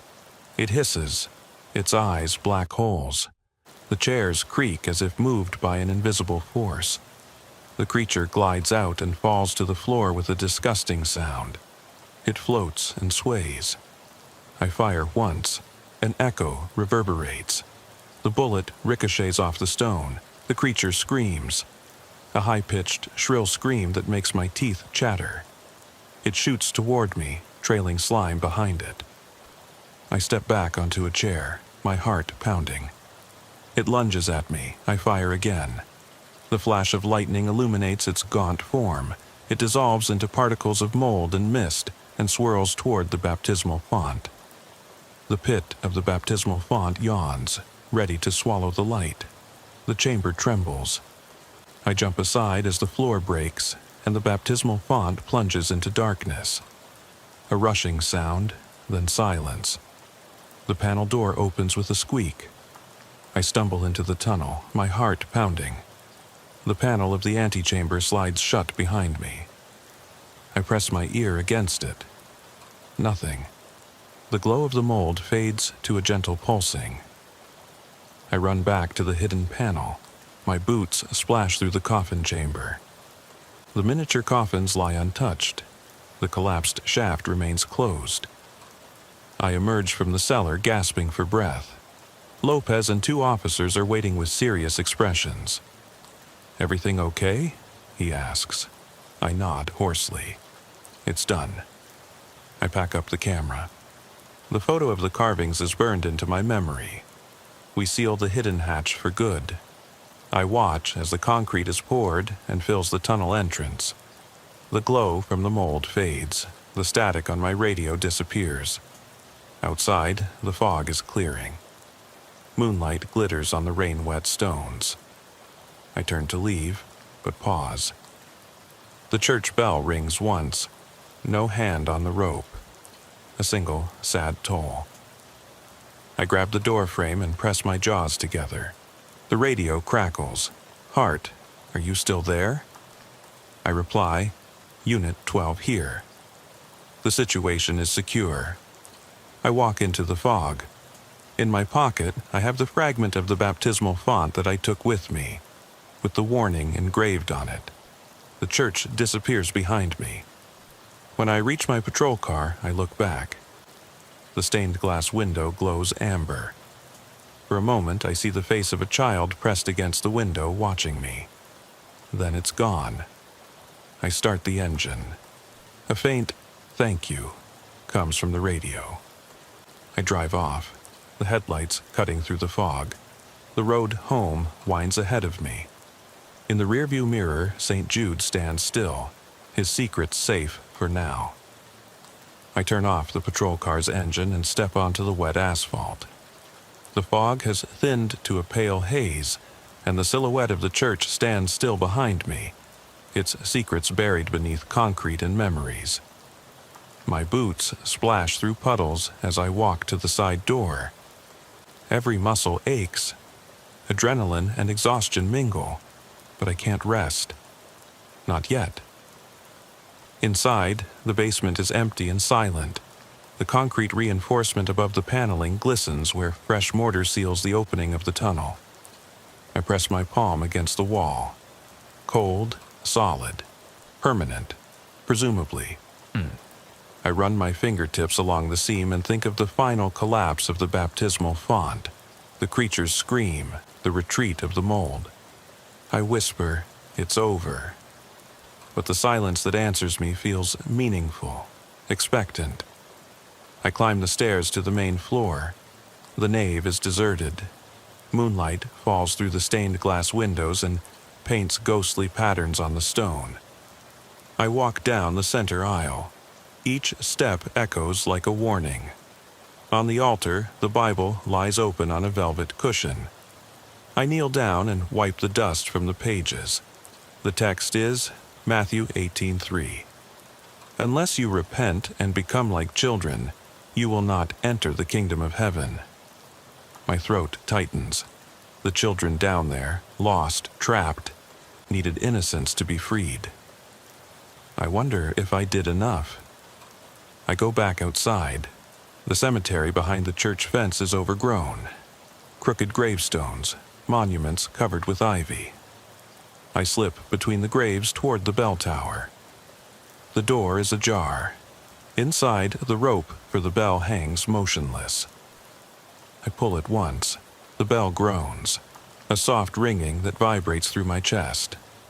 Twice more, and the tower shakes. I pause. The last toll echoes across the fields. 3, not 4. The warning was to ring 4 times. I step back as the rope comes to rest. My heart is pounding. Below me, in the cemetery, the fog swirls and drifts. I peer through the misty air. Something moves. A small figure at the fence line, the silhouette of a child. I raise my flashlight. The figure has disappeared. In its place lies a single flower on a grave. Black petals, dark as obsidian. I recognize its shape, like the one in the altar chamber. I step forward. The gravestone reads Emily Cartwright, died 1952. Someone has carved another name underneath. Dana Hart. My stomach churns. I press my palm against the stone. It is warm. The fresh engraving throbs beneath my fingertips. My name, like an invitation or a summons. I pull my hand away, my heart racing. Behind me, the bell tower begins to toll. 4 o'clock. The sound echoes off the gravestones. The ground vibrates. I turn around. A wind picks up and swirls the fog around me into a funnel. The air is filled with distant laughter, children's laughter, soft and sad. I stumble backward, the beam of my flashlight dancing. The laughter stops. Silence. Then a whisper. "Thank you." It comes from Emily's grave, from all directions. I swallow. "You're free," I say aloud. "Go in peace." The petals of the flower tremble and scatter in the wind. The fog dissipates. The black flower remains behind, a single blossom glowing in the moonlight. I carefully place it in my pocket. The light of dawn breaks over the horizon. I walk back to my patrol car, my mind racing. The mortar on the paneling is cracked, a hairline fissure. The entrance to the tunnel may be sealed, but the church is breathing. Its heart is still beating beneath the stone. At the station, I ask for time off. I need time to process this, to recover. Captain Reyes raises an eyebrow but gives her approval. "Just be careful," she says. I nod, too tired to argue. That evening, I sit in my apartment. The black flower lies in a glass on my desk. Caldwell's diary lies open next to it. I study the last few pages and trace the eye symbol. I make notes, dates, names, passages. I lay the church blueprints over Caldwell's sketches. Patterns emerge. Alignments with the phases of the moon, ley lines beneath the city, the fourth chime marking a cycle. I realize that the seal was only temporary. The tunnel has shifted. The mold is receding, only to grow back again.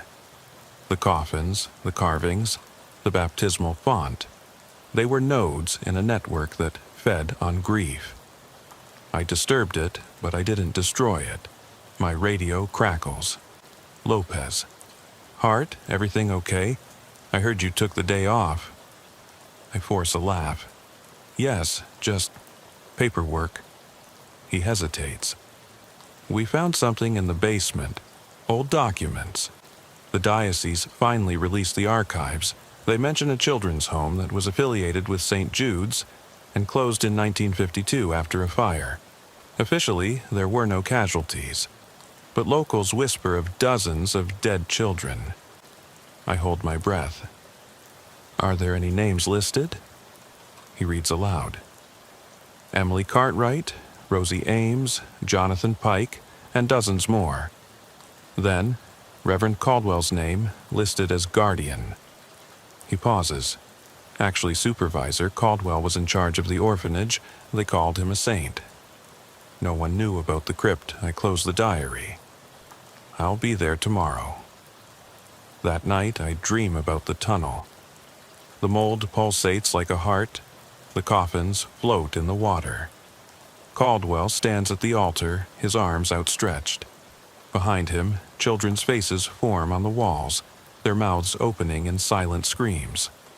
I wake up, drenched in sweat, my heart pounding. I reach for the black flower. It is wilted, the petals curled up. I press it to my nose, no scent. I tuck it into a book. Morning light streams through the blinds. I drive to the diocese archives, a brick building behind wrought iron gates. Inside, I meet Father Donovan, the archivist. He leads me to dusty ledgers. I leaf through entries from 1952, admission records, crossed-out death certificates, notes from Caldwell. Protected, don't forget, never talk about it. I photograph every page. Father Donovan watches me anxiously. No one dared question him. He was revered. I nod. Until now.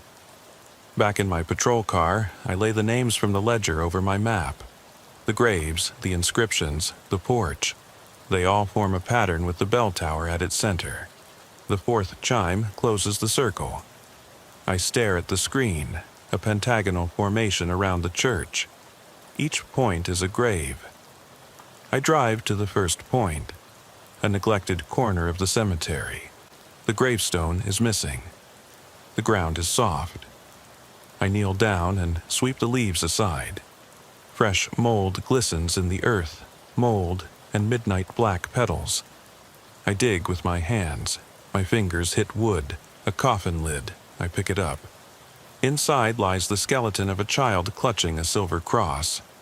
I swallow, my gloved hand trembling, and lift the tiny skeleton into an evidence bag. I move on to the next spot. At each one, I dig up another coffin. Dusty bones, crosses, black petals, mold residue. 6 in total. At the last spot, near the old school, I find nothing but dirt. I sink to my knees. The pattern demands a 6th. The missing intersection. I look up at the abandoned school. The windows are broken, the walls covered with ivy. The door is open. I stand there, my determination growing. According to the orphanage records, Caldwell sealed an extension under the school, another crypt. The children were taken there. I have to finish this. I pull out my gun and flashlight. I step over the threshold of the school. The floorboards creak. Written in chalk are the words, "They learn, they play, they sleep." I follow the words to a trapdoor under the stage. It is locked with a padlock. I rip it open. The hatch falls onto a ladder leading into the darkness. The beam of my flashlight falls on rows of tiny coffins, dozens of them this time, standing on stone shelves. The mold glows brighter here. I step inside, my heart pounding. Bones rattle as I move. I kick the coffins. They tip over and break. The mold flares up, then collapses. The darkness recedes. A breeze blows through the room. Fresh, clean. At the other end, a figure kneels. A child's skeleton in tattered clothes. It looks up, hollow eye sockets full of light. It smiles. I kneel down and place my hand on its tiny palm.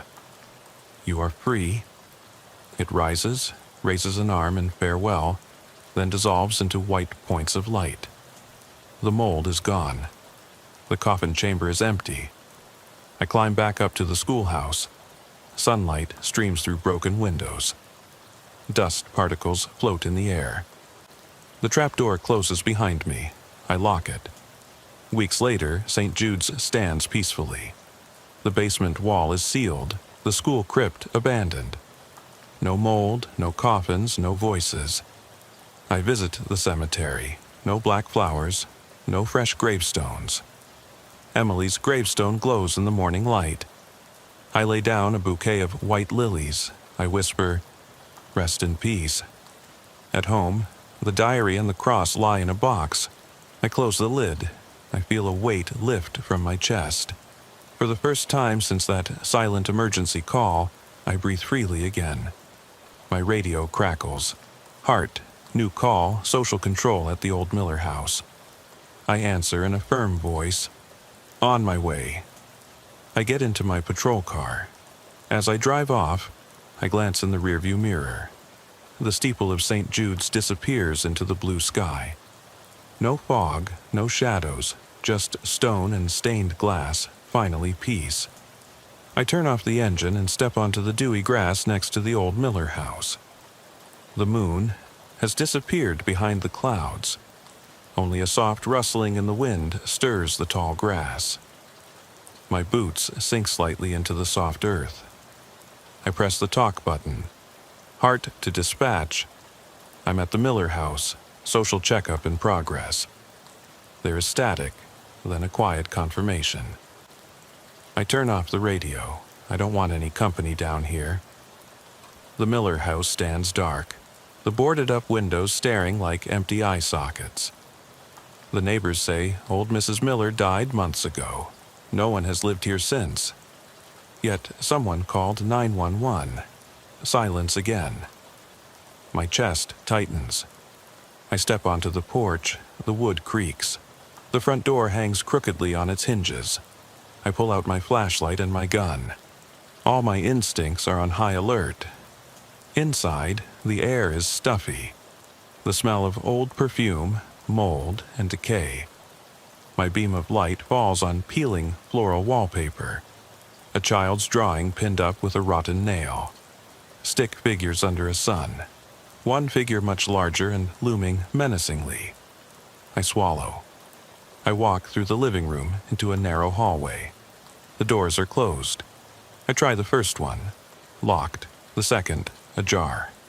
I push it open. A child's bedroom. An overturned crib. A damp mattress. Toys are scattered everywhere. A wooden train set. A porcelain doll with one eye missing.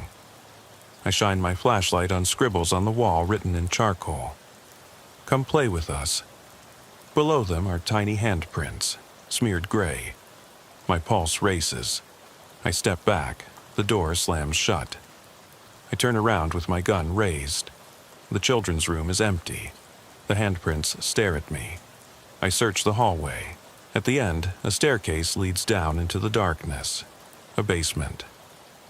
The call probably came from down there. I climb down, counting every step. Down below, the stone walls are damp and water is collecting. My flashlight illuminates old boxes and broken shelves. In the far corner, muddy footprints lead to a crawl space, the opening just big enough to squeeze through. I crouch down and follow them. The crawl space opens into a narrow tunnel. Freshly dug earth beneath the foundation. Roots hang from the ceiling. The smell is pungent. Earth, decay, something rotten. My boots crunch on broken bricks. The tunnel leads down. I continue, my heart beating loudly. In front of me, I see pale mold on stone. The same phosphorescent glow as in St. Jude's. It covers the walls and pulsates gently. I step closer. The mold forms shapes. Children's faces. Their mouths open in silent laughter. I swallow and continue on.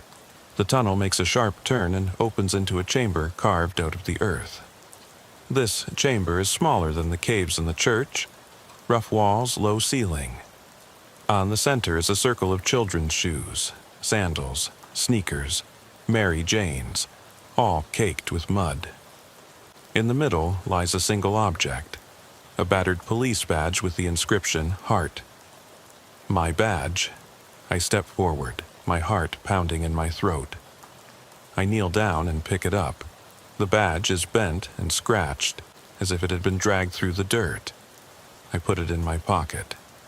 The mold glows brighter and brighter. A soft whisper echoes from the walls. Officer Hart, play with us. I stand up and draw my gun. The circle of shoes begins to move. It slides outward and grows larger and larger. I step back. A small door in the wall creaks open. Behind it, a narrow strip of darkness is visible. I approach it. The mold retreats from the door frame. I shine my flashlight inside. Another tunnel, narrower and sloping further down. The whispering grows louder, excited, impatient. I clench my pistol and step inside. The tunnel opens into a huge cave, its ceiling disappearing into the darkness. Stalactites drip.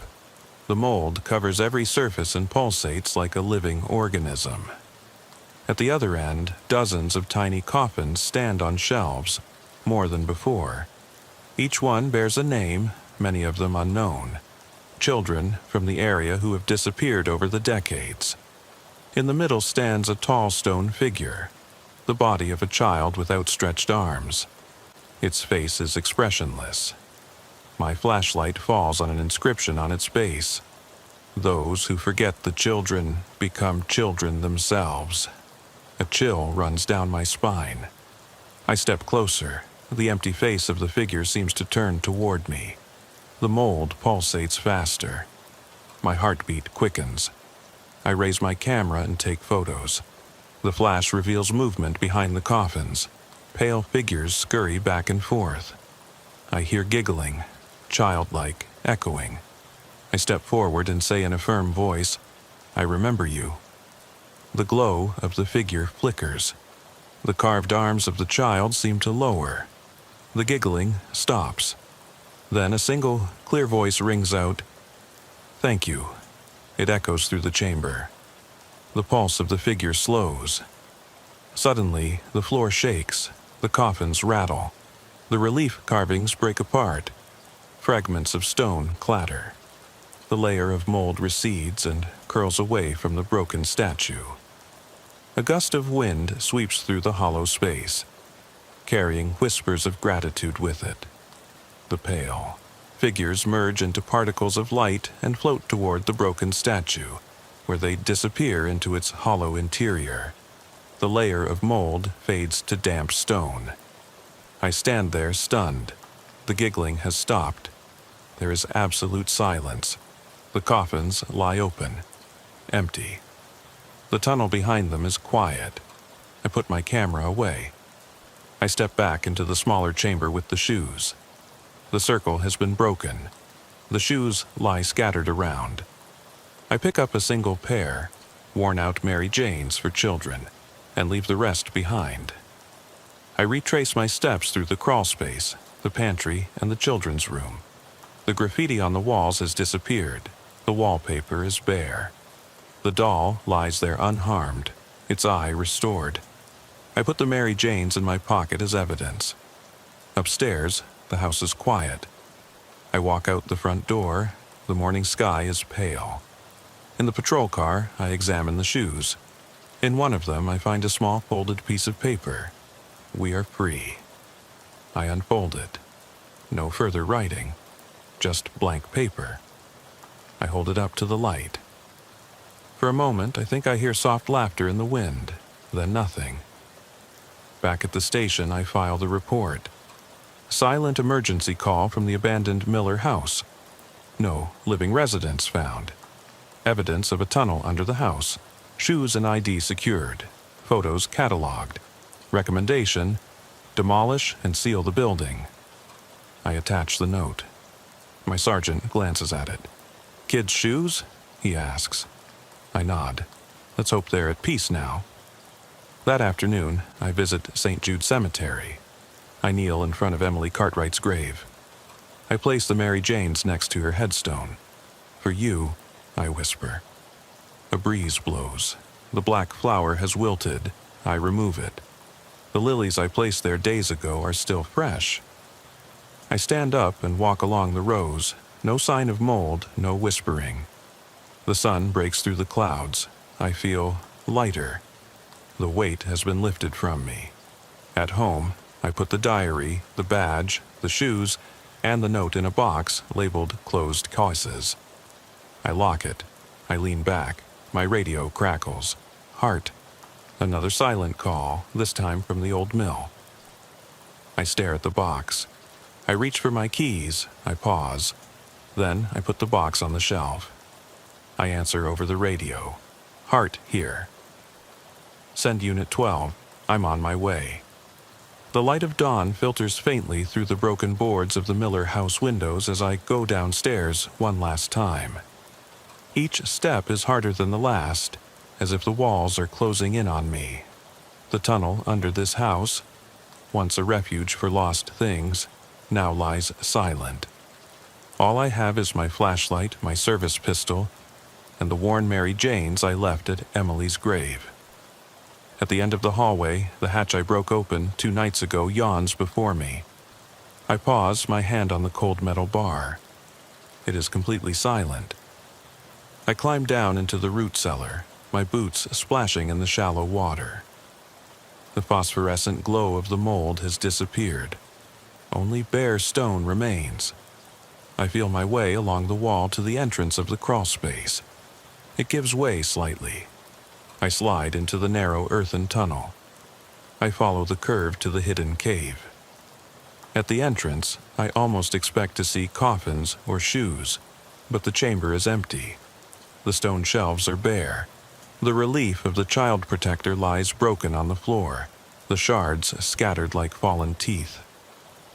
I kneel down and touch a piece of stone. It crumbles between my fingers. The air is still, no whispers, no movement. I stand up and walk to the center where the statue once stood. The earth is churned up, a shallow grave hastily dug and filled in again. My flashlight falls on a half-buried object, a small wooden box covered with rusty metal. I lift it out. The lid springs open with a creak. Inside is a single object, my police badge, back in pristine condition. The bent, scratched badge I thought was lost now shines. Beneath it, a message is carved into the wood in scrawled handwriting. All who remember are free. I close the box and put it in my jacket. As I turn to leave, a soft scratching sound draws my attention to the wall opposite. There, faintly carved into the stone, is the eye symbol. Freshly carved, dark against the light rock.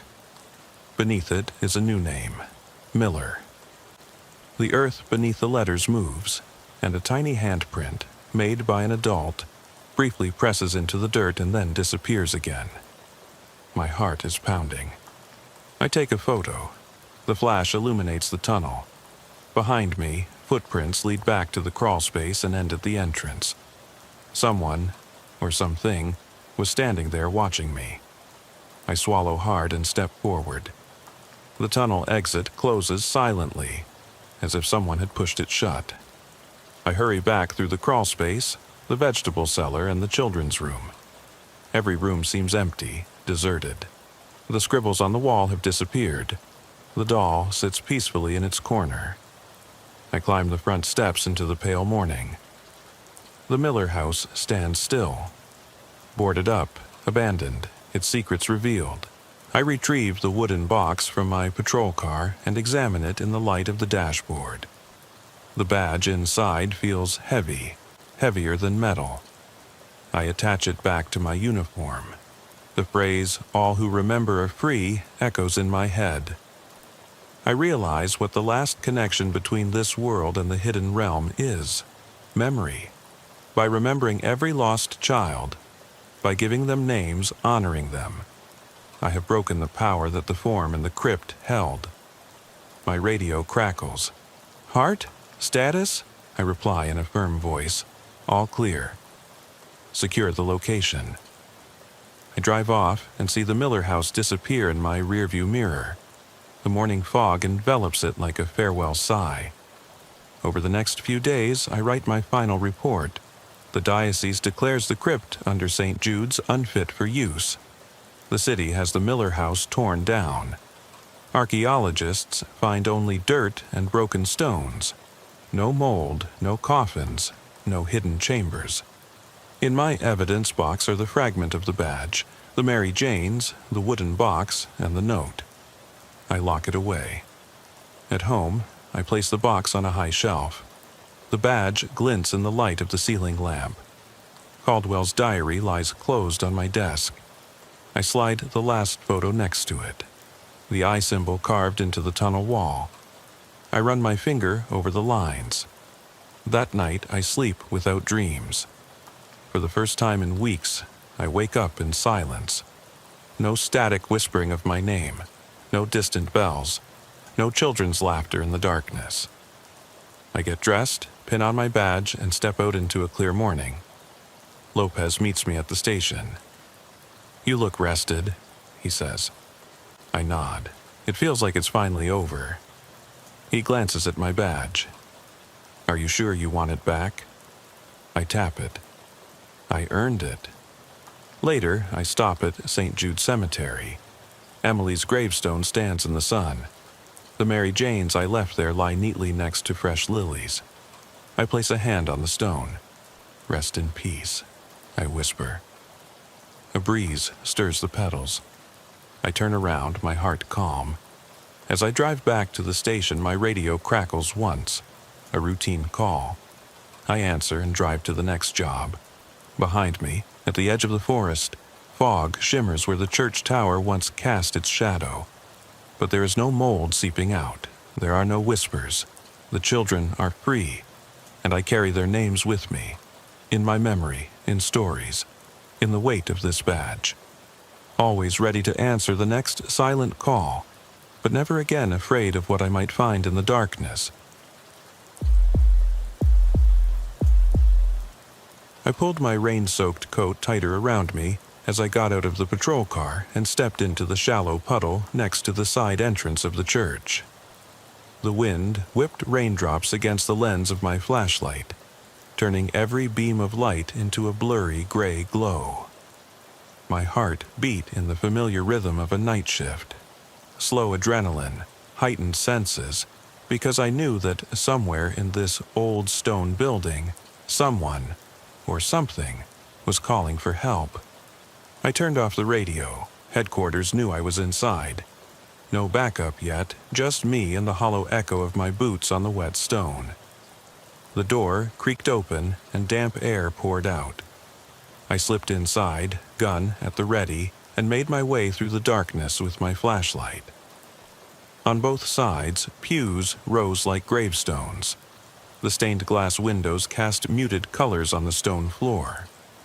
I breathed in the smell of mold and old incense. Somewhere behind me, a wooden door slammed shut. I spun around, the light flickering through the vestibule. Empty. "Officer Hart," I said into the silence. "Stillwater County. Anyone here come in?" There was no answer, but my stomach tightened. I pushed my way along the center aisle, each step stirring up dust particles in the beam of light. On the altar lay an open Bible with damp pages. I leafed through it.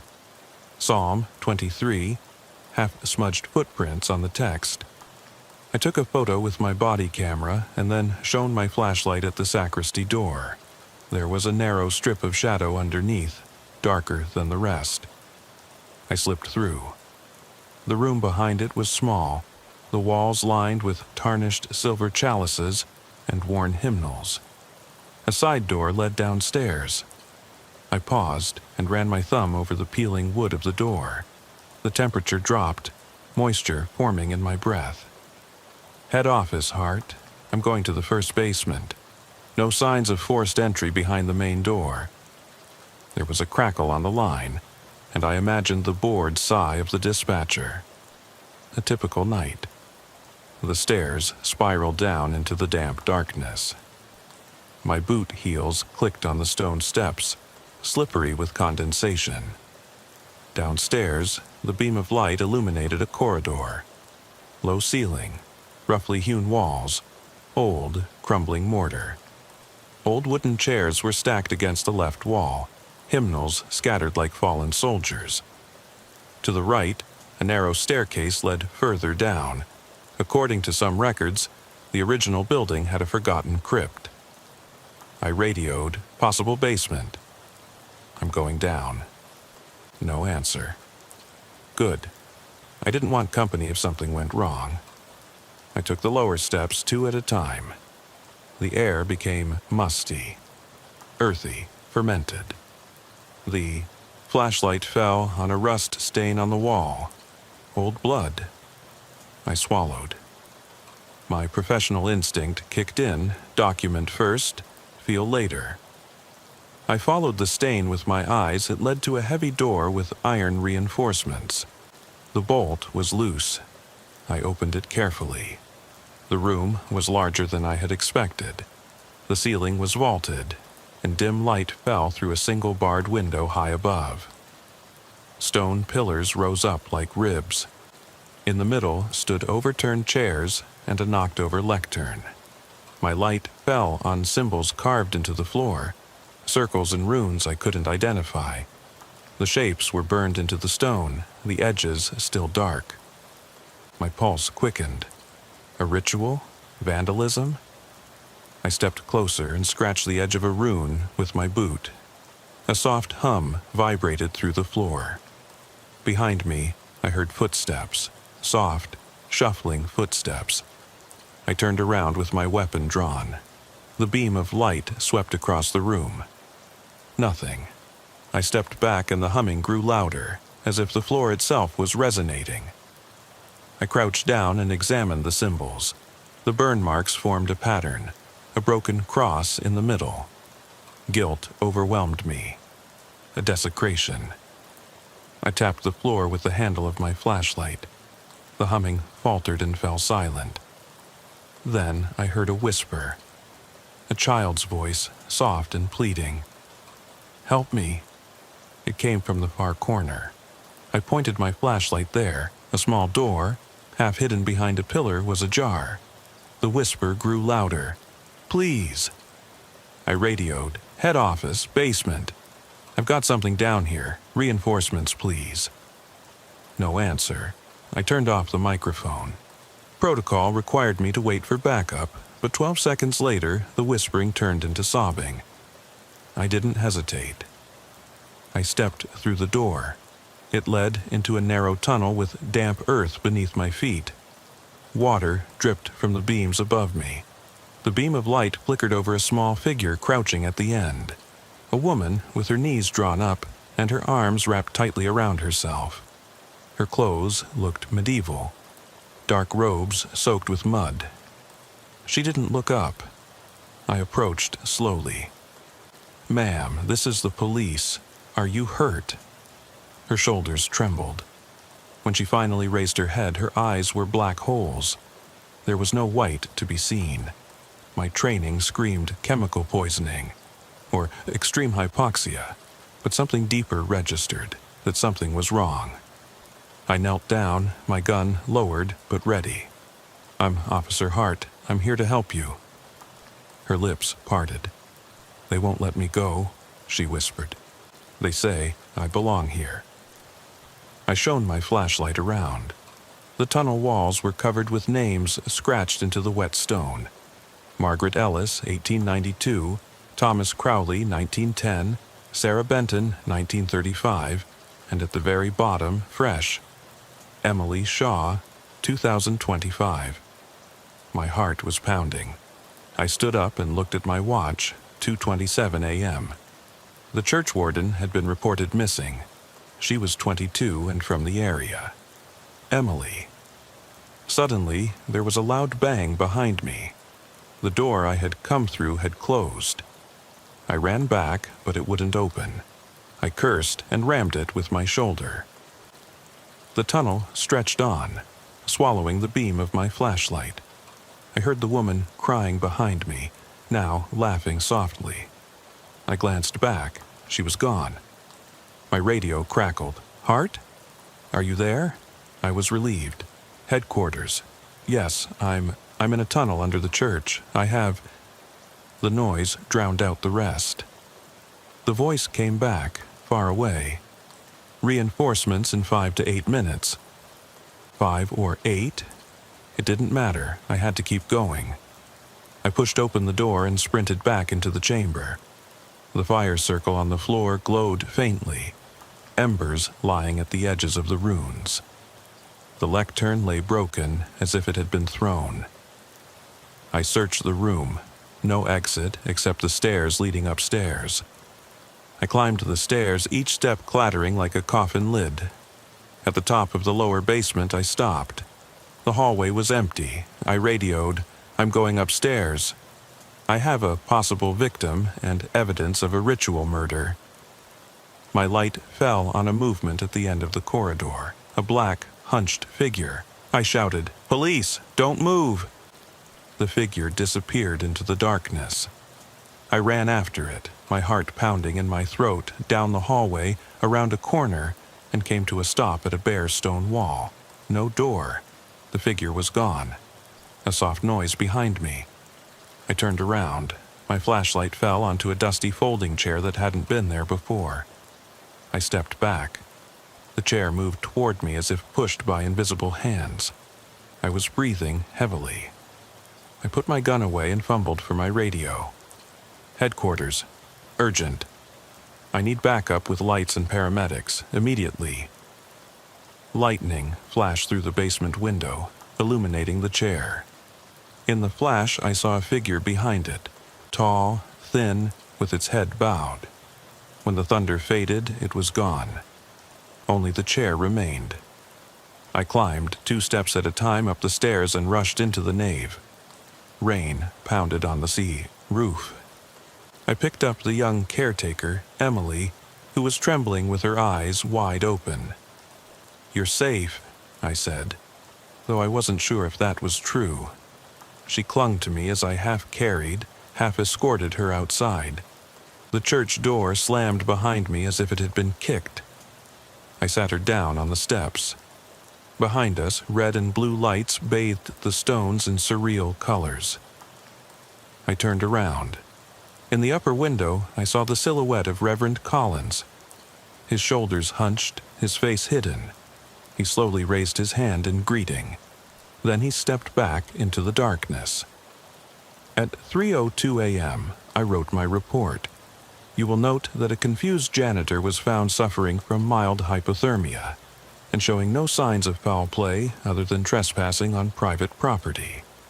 The burn marks will be recorded as vandalism, but I know what I saw. Ritual runes that still glow in my memory. A tunnel of names that carries centuries of suffering. A woman who should not exist in this time, and a pastor who faces the storm with a silent promise. Tonight, the church stands silent in the rain. But tomorrow, I will drive by again, and I will know that the stones remember, and that beneath them waits something older than faith, darker than sin, calling for the next emergency call. I pressed my shoulder against the heavy wooden door, which gave way with a creak and swung inward to reveal the narrow staircase leading to the basement. Rainwater dripped through a crack in the stone wall and pooled around my boots. Emily, still trembling, clung to my belt and glanced nervously into every corner. I turned on my flashlight and climbed down, every instinct telling me that whatever was waiting for us down there wasn't done with us yet. The deeper we descended, the colder the air became. My breath steamed in front of me. The slippery steps ended at a lower landing. A long corridor stretched out before us, its walls lined with engraved names. I shone my flashlight on fresh scratches next to Emily Shaw, 2025. Below, it was another name. Dana Hart, 2025. My heart skipped a beat. Someone, or something, had marked me as next. Emily whimpered, "Officer, please." I swallowed and forced myself to speak calmly. "Stay close to me, keep the light on me." She nodded and raised her small LED flashlight. Together we crept forward. Every step echoed.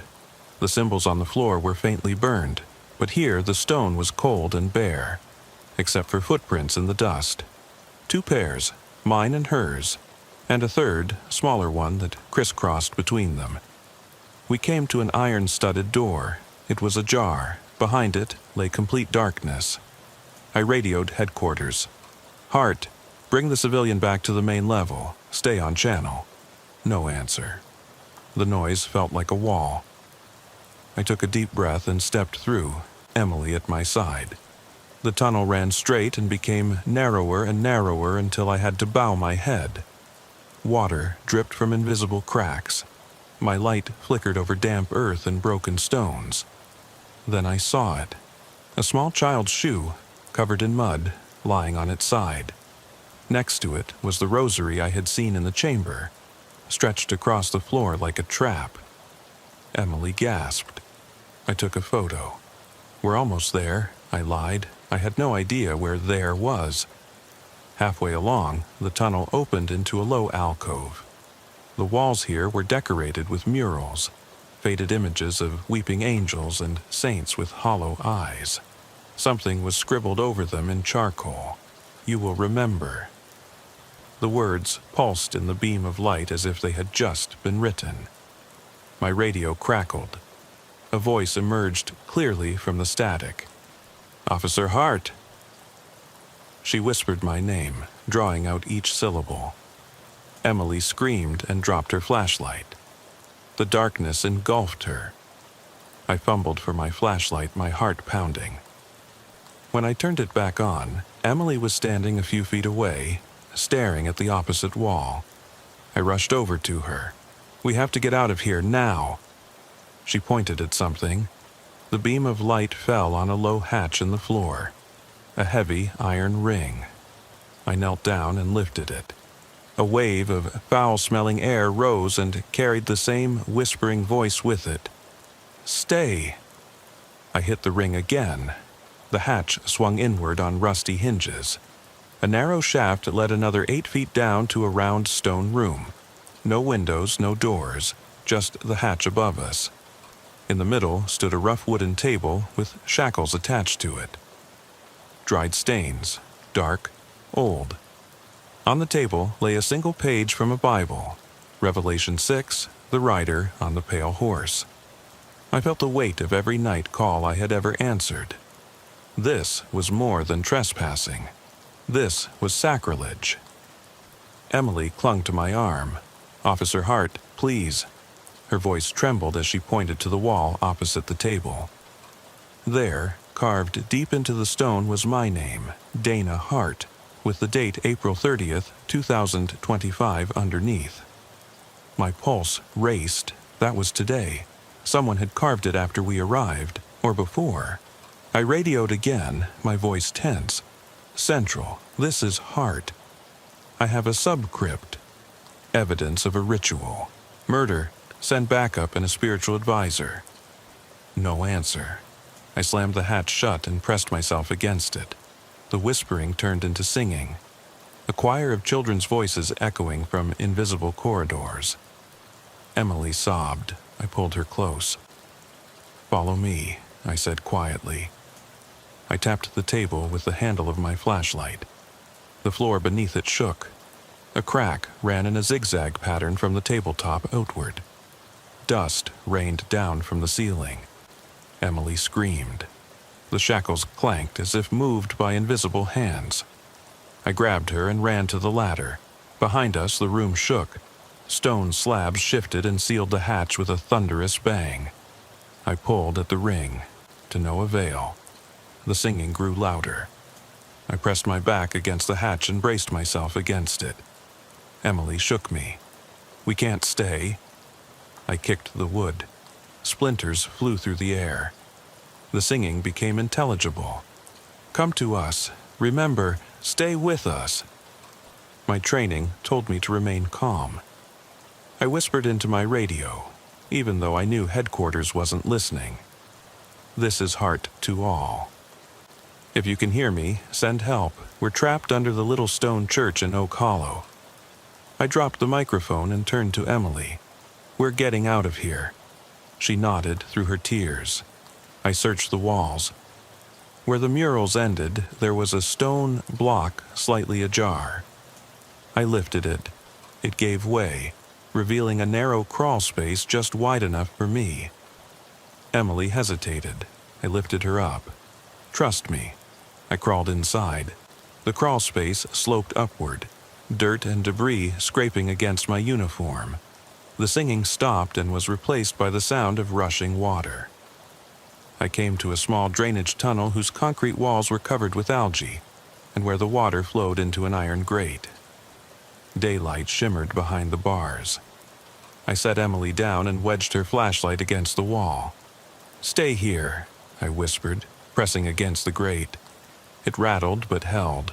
I knelt down and pried with my fingers until a bar bent. The gap grew larger. I waved her through. She slipped out into the muddy courtyard.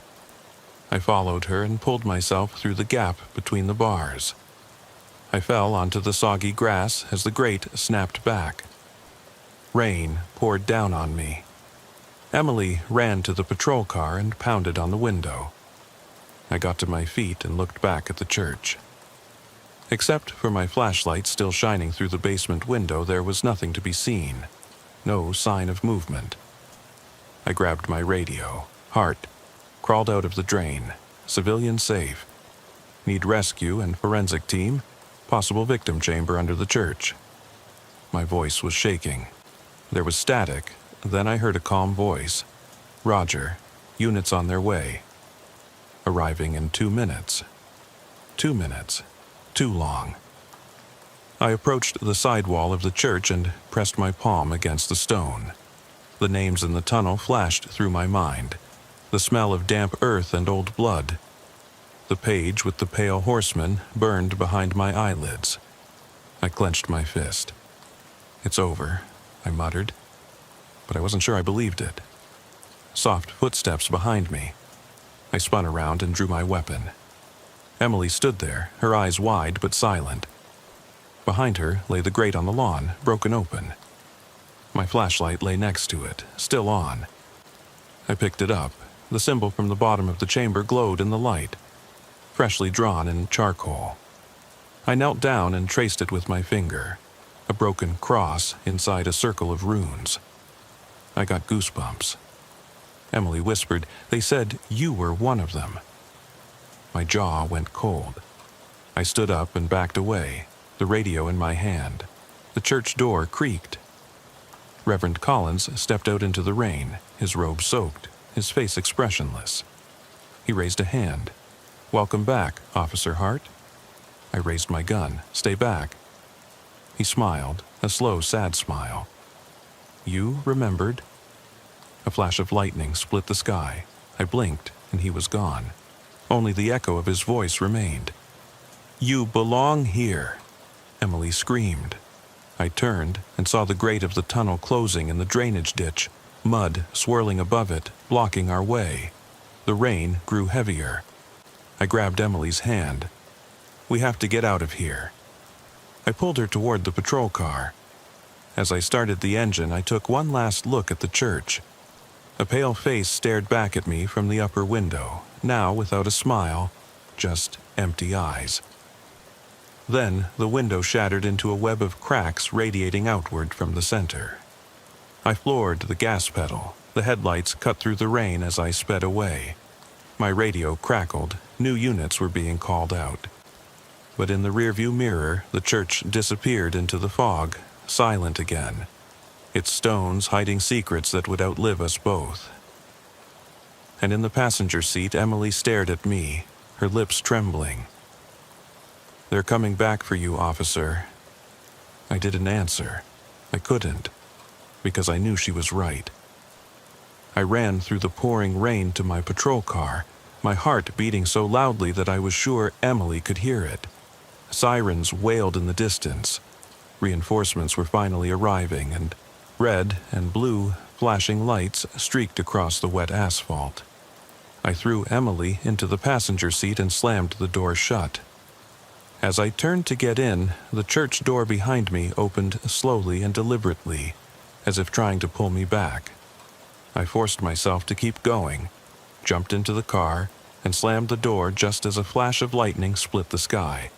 I turned on the siren and sped off, the tires clawing at the wet asphalt. In the rearview mirror, the church stood in irregular light. The stained glass windows were dark, the stone walls gleaming. For a moment, I thought I saw movement in the upper window, a silhouette looking back at me. Then the window went black. Emily sat there trembling, rain dripping from her hair. I swallowed hard. "Are you okay?" I asked in a hoarse voice. She nodded, her eyes wide. "You're here," she whispered, her voice barely audible over the siren. I glanced at the floor on the passenger side. There lay her small flashlight, its light still dimly illuminating the mud-scribbled address of the church. The radio crackled. "Hart, units will be on site in 2 minutes. An ambulance is on its way for the civilian. Headquarters wants a full search." I turned off the microphone. Protocol required me to secure the crime scene, but my gut told me that the real danger was already on the loose. We raced to the parking lot. Patrol cars swarmed, their headlights piercing the rain. Uniformed officers ran under the canopy, their radios blaring. I turned off the engine and jumped out. Emily slipped behind me. I nodded to Officer Ruiz, who carefully handcuffed her. "She's safe," I said. Ruiz nodded curtly and led Emily to the ambulance. I turned back to the church with Lieutenant Monroe at my side.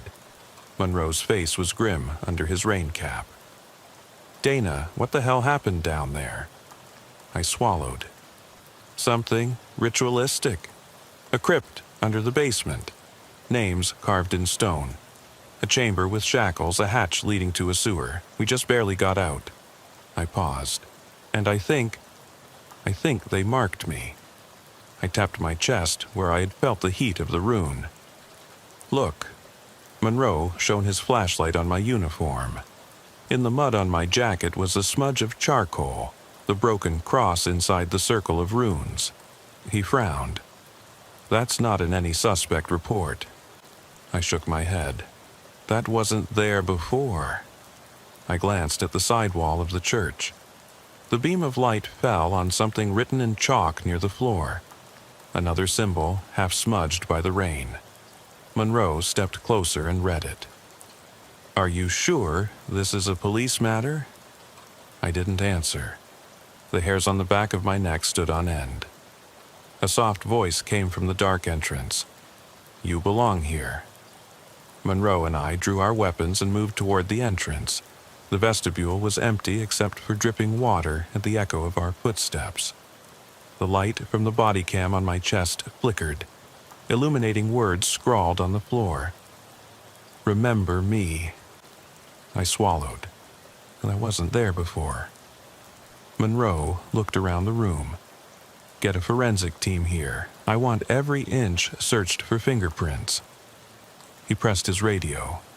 Call a structural engineer too. This place could collapse if there are more hidden rooms. While he was talking, I crept toward the stairs leading to the basement.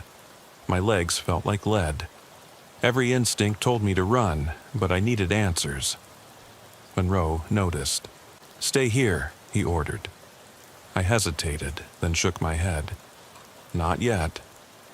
I descended into the nave, then into the sacristy, and finally to the bottom step of the staircase. The beam swayed above the corridor. The names were gone, washed away, or erased. The hatch cover was back in place, flush with the floor. The burn circle had cooled to normal stone temperature. The broken pieces of the pipe organ were gone. It was as if the crypt had never existed. I whispered, Emily. My words echoed. I crouched down and ran my fingers over the seam of the hatch. No scratches, no ringing. Monroe's voice crackled. Heart? Everything okay? I knocked on the wall. It sounded hollow, different from the rest of the basement. I pressed my palm against it. A part gave way. I held my breath. I pushed, and the stone swung open on invisible hinges, revealing the spiral staircase. Monroe's flashlight beam met mine. He swallowed. Jesus! I climbed down, Monroe close behind me. The stale air enveloped us. We reached the lowest chamber. It was empty. No table, no shackles, no page from Revelation. But on the floor lay a single shoe, the little girl's shoe. Wet, muddy, as if it had just been worn. Next to it lay the rosary, freshly strung. Monroe picked it up, his face pale. Then the singing began, soft, distant, children's voices singing an old hymn in Latin. The beam of light trembled as I pointed it at the opposite wall. Words appeared, scrawled in fresh charcoal. You've come back. Monroe cursed. We have to get out of here now. He turned to climb up, but I froze. In the middle of the chamber, the floor shifted. A low rumbling sound. The floor beneath Monroe's boots cracked open, revealing a dark void. He pulled his foot back. The crack grew larger, then closed again. He stared at me. We're done for. He ran up the stairs. I followed him, my heart pounding. The hatch swung shut behind me. I rammed it with my shoulder until it opened, then we ran up to the landing in the basement. Monroe was panting. What the hell is this place? I shook my head. I don't know, but it's alive. We stepped into the church. Forensic investigators poured in, taking fingerprints and photos. Monroe barked orders. I stepped aside and looked at the stained glass windows. Moonlight streamed through them, but one pane was broken. The image of a shepherd watching lost sheep was crisscrossed with hairline cracks radiating from the lamb's eye. My radio crackled. "Lieutenant Monroe, the structural engineer says the foundation is unstable. Evacuate the building." Monroe nodded to me. "We have to go." Outside, the rain had eased and was now only falling lightly. Emily sat on the curb, a blanket draped around her shoulders, her eyes red. I crouched down next to her. "Are you okay?" She nodded. She pointed to the church. "He was watching us." I followed her gaze. A figure stood in the shadows of the upper window. It wasn't Reverend Collins. Too thin, too short. It was a child, the little girl from the crypt. She raised a hand and pressed it against the glass. Then she smiled, an impossibly wide, empty grin, and disappeared. Emily screamed. I grabbed her hand. Monroe appeared and shone his flashlight at the window. "What?" I swallowed. "We have to seal this place off, forever." Monroe shook his head. "We can't just lock it up. It's a crime scene." I stood up. Some crimes can't be solved. I turned toward the church door. It swung open as if pushed by a breeze. I stepped inside one last time. The church was silent. I raised my voice. "Who's here?" A single answer, the echo of children's laughter. I stepped back. Monroe came to me. We watched as the door slowly closed by itself. The church stood empty, its stones gleaming, its windows dark. But I knew better. Behind those walls and corridors forgotten by time, something was waiting. Something that remembered. As we walked away, I felt the gaze of invisible eyes on me. My cell phone vibrated in my pocket. A new message from an unknown number. I opened it. A photo, the broken runic cross, freshly carved into my bedroom wall. Scribbled underneath in charcoal were the words, "Welcome home." I dropped the phone. Monroe caught it. He read the text and turned pale. "Dana, you have to get out of here." I nodded with an empty voice. "I will, but I'll never leave it behind." In the distance, the church bell rang, even though there was no one there to ring it. The sound echoed across the empty property, a call and a warning. I got into the patrol car. Monroe climbed in next to me. Emily was already sitting there with her eyes closed. I started the engine. The headlights illuminated the gravel road that disappeared into the fog. As we drove away, the bell rang again, quieter, sadder. In the rearview mirror, the church disappeared, bathed in pale moonlight. By the time we left the gravel lot, the rain had turned to a fine drizzle. My chest burned with adrenaline and cold air. Behind us, the church disappeared into the shadows, its broken windows dark, its stones gleaming. But I could still feel its gaze on me, a weight pressing down on the back seat. Emily crouched in the passenger seat, the blanket wrapped tightly around her, her eyes wide but silent. Monroe drove with grim concentration, glancing repeatedly in the rearview mirror as if he expected something to appear in the back seat. I swallowed against a lump in my throat. "What now?" I asked quietly. Monroe clenched his jaw. "We're reporting this. Everything we found, everything we saw. Then we'll recommend that the county declare the building unfit for habitation. It's more than just a structural hazard." He glanced at me. "Can you finish the report tonight?" I nodded, even though my hand was shaking on the console. "I'll write it, but I'm not sure words can do it justice." Emily stirred. "Officer Hart, are they going to come after you?" Her voice trembled. I turned around and forced a gentle smile. "They won't, not if we keep going." But I couldn't be sure. I could still feel the heat of the rune under my uniform, the echo of children's laughter in my ears. Monroe parked in front of the station. The lights were on in the building. Night shift detectives sat at their desks, coffee cups steaming. I turned off the engine. "I'll take you in," I said, nodding to Emily. She unbuckled her seatbelt and got out, Monroe following her. I stood there for a moment staring into the fog. The echo of the church bell, even though the bell was silent, still reverberated in my head. I closed my eyes and imagined the burn, turned and walked away, disappearing down the hallway. I stood there frozen until Monroe found me.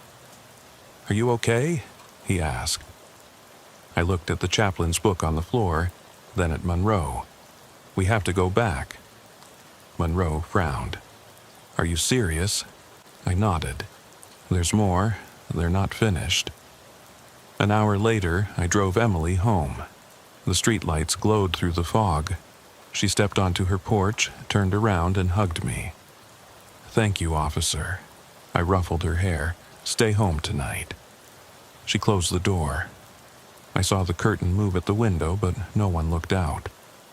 I sighed and got back into the patrol car. Monroe got in next to me. "Are you sure you want to go back to that hellhole?" I started the engine. "I don't have a choice." He sighed. "All right, but we have a plan."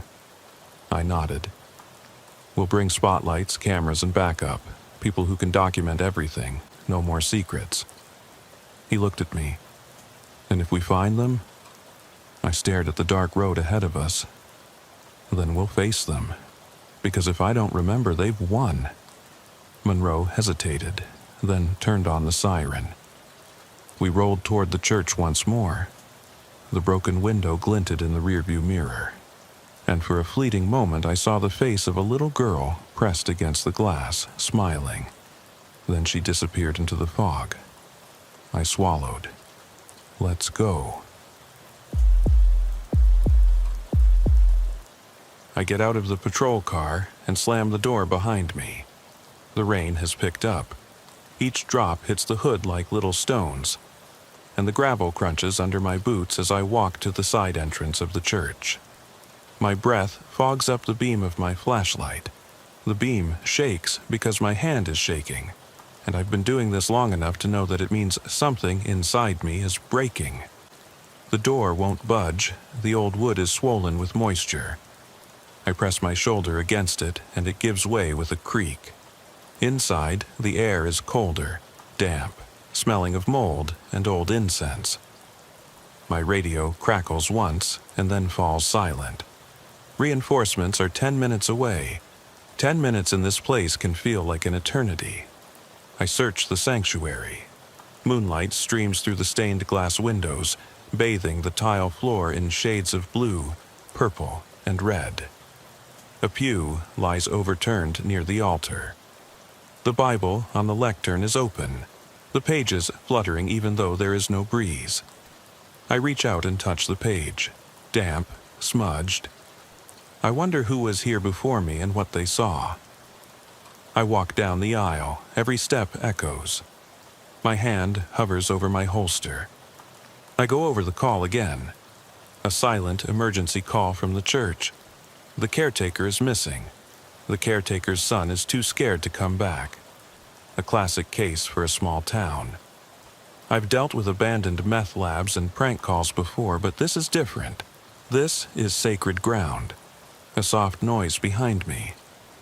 I turn around and shine my flashlight over the pews. Nothing.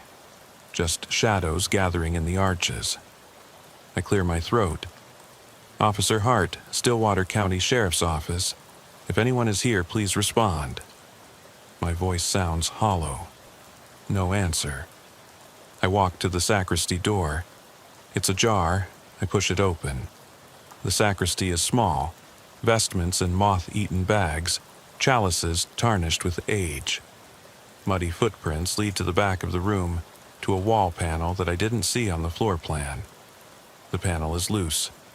I kneel down and pry it open. Behind it is darkness. A staircase leads down. My radio crackles. "Dana, everything okay?" Deputy Lynn. I force myself to stay calm. "I found a hidden staircase. I'm going down." "Be careful," he says. I turn off the radio to avoid interference. I climb down the stone steps covered with water. Each step sends drops falling into the darkness. The beam of light reveals old mortar, mushrooms, and, in some places, fresh scratches. My stomach tightens. At the end of the stairwell, the hallway opens into a vaulted room. Damp stone walls, iron rings at hip height. In the corner lies a single red sneaker, covered in mud. My heart is racing. I shine the flashlight around. Shelves with broken church pews, stacks of rotting hymnals. In the back corner, Tommy, the janitor's son, crouches in a fetal position, rocking back and forth. He looks up, his eyes large and empty. I crouch down. "Tommy, it's Officer Hart. Are you okay?" He says nothing, just points to the wall. I follow his finger. Symbols, loops, and angles are carved into the stone like runes. They are dark with age or something even older. Beneath them are two words, scratched and jagged. "He is waiting." My radio crackles. "Dana, are you still there?" "I'm locked in the basement," I whisper. "I need help." The static, then nothing. I put the radio in my pocket. Adrenaline rushes through my body.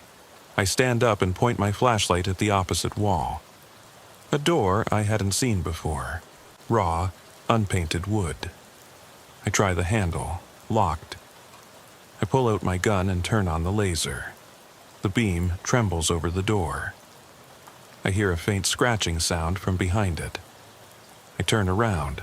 The sneaker is gone. Tommy is gone.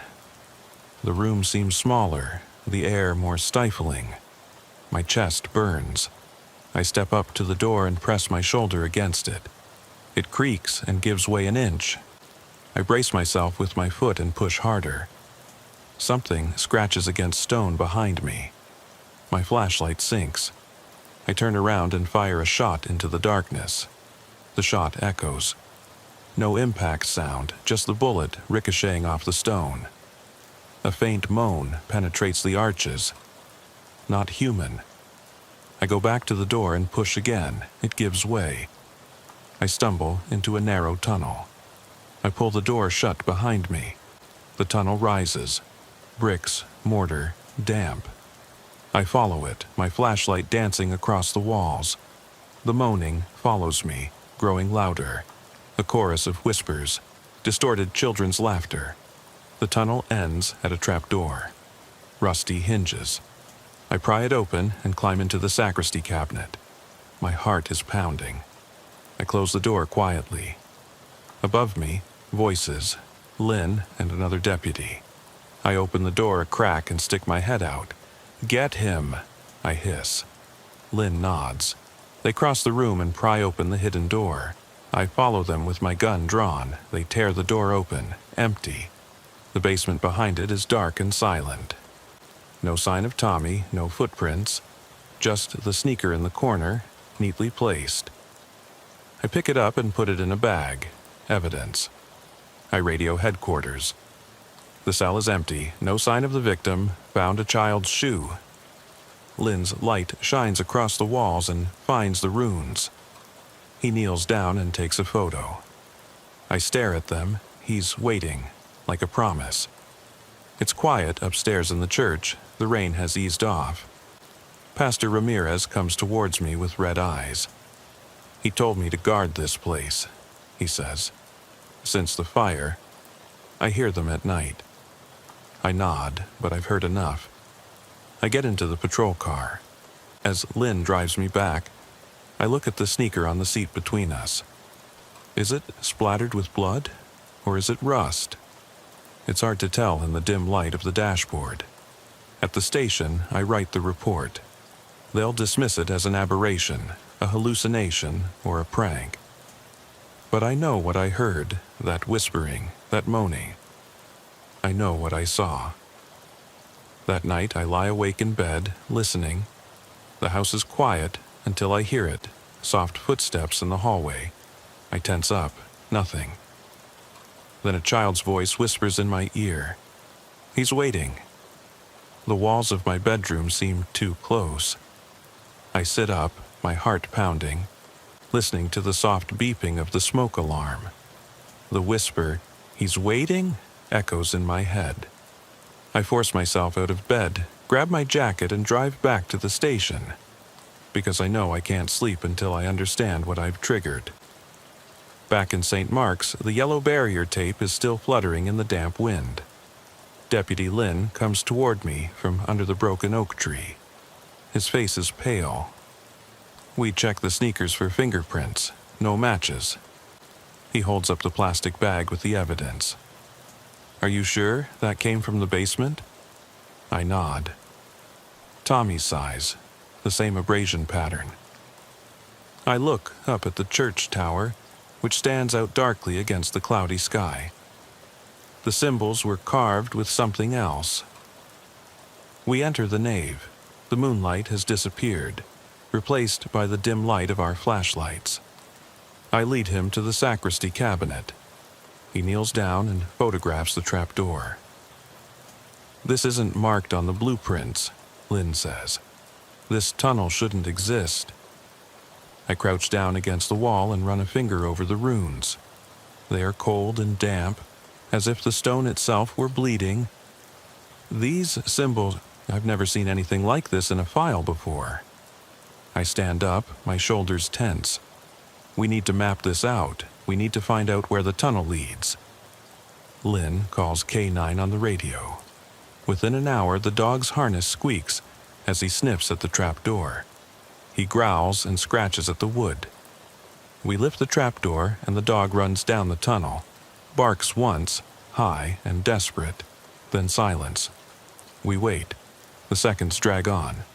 Finally, the dog returns, eyes wild, fur bristling, tail tucked between his legs. No body, no clues, just muddy paws. I swallow. "He's waiting," I whisper. The dog whimpers. We lock the door and go to the pastor's office. Ramirez sits behind his desk, his hands folded. His voice is monotonous. "The basement was sealed after the fire in 1924. They say children died there, choir boys. The church covered it up to avoid a scandal." I feel the blood freeze in my veins. "Choir boys?" He nods. "The records have been lost. The names were deleted. But the families whispered about it. They said the caretaker locked them in as punishment and never opened the door." My stomach tightens. So, the basement wasn't just a storage room, it was a prison. "And something was left behind," says Ramirez. "Something angry." I lean back. The fluorescent tube flickers. "We need to call in architects and structural engineers, someone who can map the basement, and historians. We have to find those records, if they still exist." Ramirez exhales deeply. "I'll search the diocesan archives, but you should be careful. This place, it's hungry." I nod, even though I don't believe in hungry churches. Not yet, anyway. 48 hours later. The ground around St. Mark's is a maze of scanners and survey stakes. Engineers wearing hard hats measure the ground radar readings. I stand with my arms crossed, watching the technician map the tunnel network. The display shows a huge underground structure. Corridors that extend beyond the familiar basement, winding beneath the altar area and passing under the street. I glance at the image, a web of darkness. One passage ends directly beneath the baptismal font, another beneath the bell tower, and one, a dead end, beneath the old schoolyard. No exit. Deputy Lynn approaches. "Are you ready?" He is holding a thermal imaging camera in his hand. We are equipped to go back in. I nod and swallow the lump in my throat. Let's find out what's down there. We descend into the sacristy and open the trapdoor. The first thing that hits me is the smell, damp earth and something even more foul, like old blood. I switch on my headlamp. Lynn follows me with the thermal imaging camera, whose screen shows cool blue spots, then a warm spot near the opposite wall. We walk along the main tunnel. Footsteps echo. My radio is off. The noise is drowned out by the hum of the tunnel. The walls are closing in. My chest tightens. I think of Tommy's sneaker. I think of the whispering. He's waiting. We reach the fork. Lynn pans the thermal imaging camera across the walls. Look at that. The runes glow warmer on the screen. An anomalous heat signature. The stones themselves are radiating energy. I reach out and touch one. The stone is smooth, wet. My glove absorbs moisture. I press my palm against it and feel a pulse, faint, rhythmic, like a heartbeat. I flinch. Lynn's flashlight shines on my hand. The glove is soaked with a dark liquid, not water. Blood? Lynn whispers. I shake my hand free. The liquid drips hissing onto the floor. We step back as the rune pulses again. Then the corridor lights up with phosphorescent veins tracing the symbols on the wall. The tunnel shakes. Run! I shout. We sprint back to the stairs. The walls rumble behind us. With our hearts pounding and our feet pounding, we storm into the sacristy. I slam the trapdoor shut. Lynn locks it. We lean against the door, panting. The building above us shakes. A low moan, as if 100 voices were screaming. I press my ear against the wood. Silence, then a slow scratching sound, as if nails were being dragged across the other side. Lynn curses. We have to evacuate. The structure is in danger. I nod. Pass it on. That night, the church is boarded up. Engineers warn that it could collapse. The diocese sends workers to dismantle the hidden walls. I stand across the street and watch the light and shadows dance behind the boards. My phone vibrates. Lab results. The liquid on my glove. 50% human blood, 50% unknown protein, no DNA match. The runes. Material analysis shows a crystalline structure not found in any earthly rock.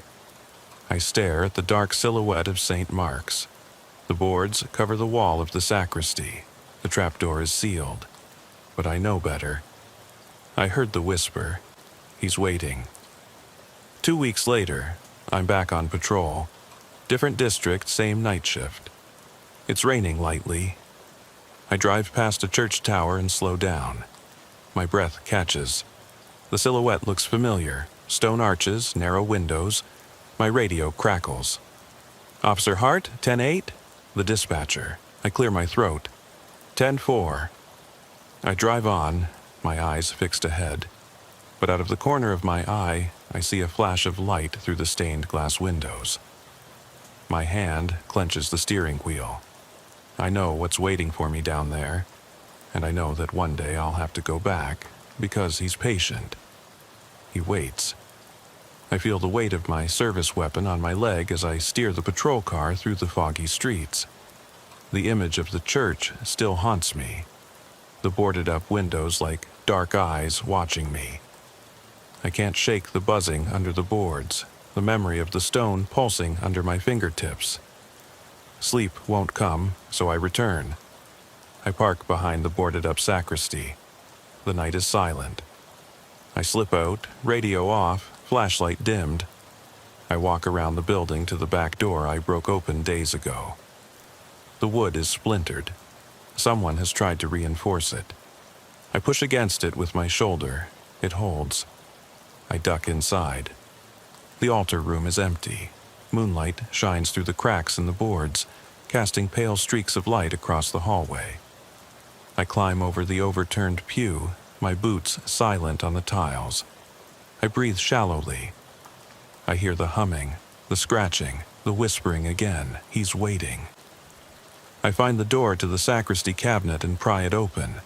The trapdoor beneath it gleams. I hesitate. Lynn warned me, the engineers warned me, but I lift it up. The tunnel yawns. Beneath me. I let myself fall in, roll gently, and come to my feet in a crouching position. The air is colder here. The beam of my flashlight trembles. The walls of the corridor show new scratches, very fresh. I move forward. The runes in front of me glow faintly green. My heart is pounding. I check my radio. Dead. A soft moan vibrates in front of me. I grip my pistol tighter and walk toward the runes. I crouch down and run the tip of my gloved finger over a symbol. It pulses. I pull my hand back. The corridor shakes. A door appears in the stone wall where there was none before, a rough opening, like a wound. Behind it is complete darkness. I gather all my courage and step through. The beam of light reveals a circular chamber. In the center stands an upside-down stone baptismal font, still containing water that moves even though there is no breeze. Around it are dozens of children's shoes arranged in a circle. Among them is a red sneaker, covered in mud, worn down. My chest tightens. I circle the basin. The air vibrates. I kneel down and touch the water. It's ice cold. Waves spread out even though I haven't moved. I stand up. A soft giggle comes from the tunnel behind me. I spin around. The shoes are moving. One falls into the basin. Water splashes up. I step back, my heart pounding in my throat. "Show yourself," I shout. My voice echoes. The giggling stops. Silence. Then footsteps. Quiet. Running. I fire a warning shot. The echo reverberates. I step forward. The water in the baptismal font glows faintly. I swallow. Words are carved into the opposite wall. She's gone. Below them are footprints in the wet stones. Small ones, running away. I follow them with my flashlight. The tunnel rises.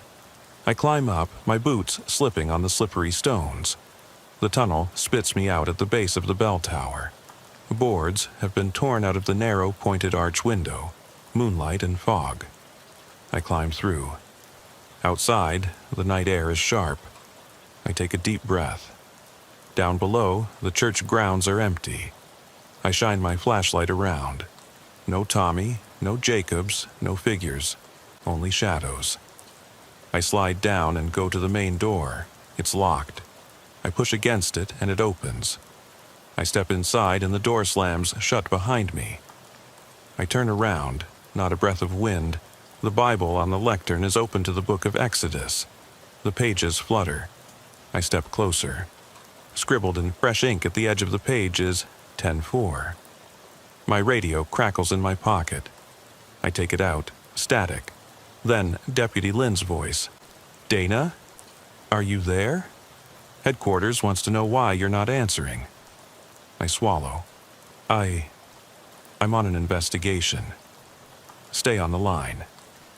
I turn off the radio. I hear soft footsteps behind me. I turn around.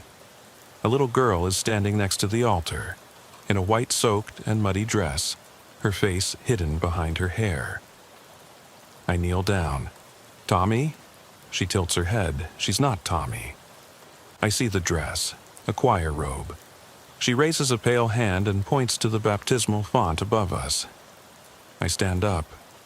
"Who are you?" No answer. She turns around and glides toward the nave. I follow her. The tile floor becomes warm under my boots. Light rays creep out of the stained glass windows and surround her. She stops in the middle of the aisle. I shine the flashlight on her.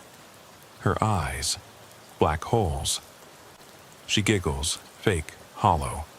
The tiles beneath her feet crack, thin flashes of light shooting out. I take a step back. She raises both arms and the humming returns, soft and powerful. The boards above us shake. I raise my gun. "Stop!" The beam of light hits her face, smooth where her features should be, like polished marble. She dissolves into mist and floats toward the baptismal font. I rush forward, but the mist seeps into the stone basin, causing the water to swirl faster. Then silence. The mist has disappeared. The baptismal font stands upright. The water is calm. I kneel down and touch the edge. Engraved beneath it in tiny letters are the words, "Protect me." There's a crash above. I run to the sacristy door. It's locked again. I kick it, ram it with my shoulder. Splinters fly. The door gives way. I storm into the sacristy, my heart racing. Lynn is standing there with 2 deputy sheriffs, their guns drawn.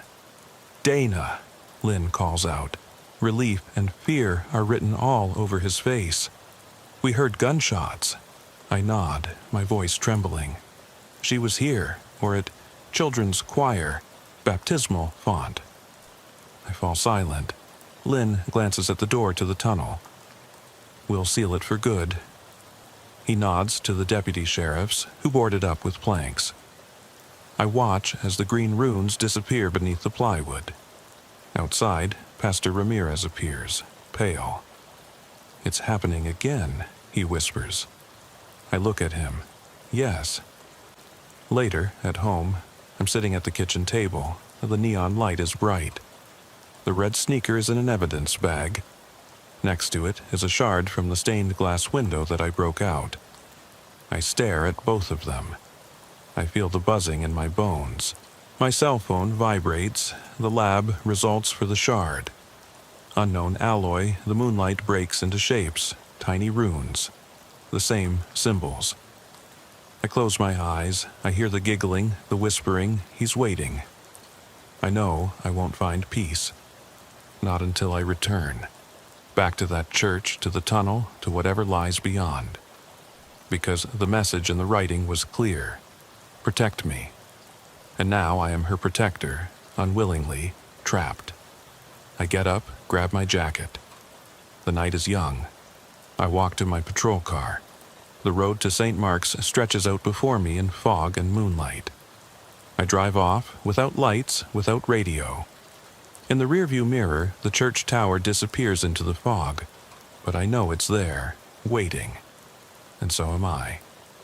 I slip through the boarded-up entrance doors of St. Mark's, my heart pounding.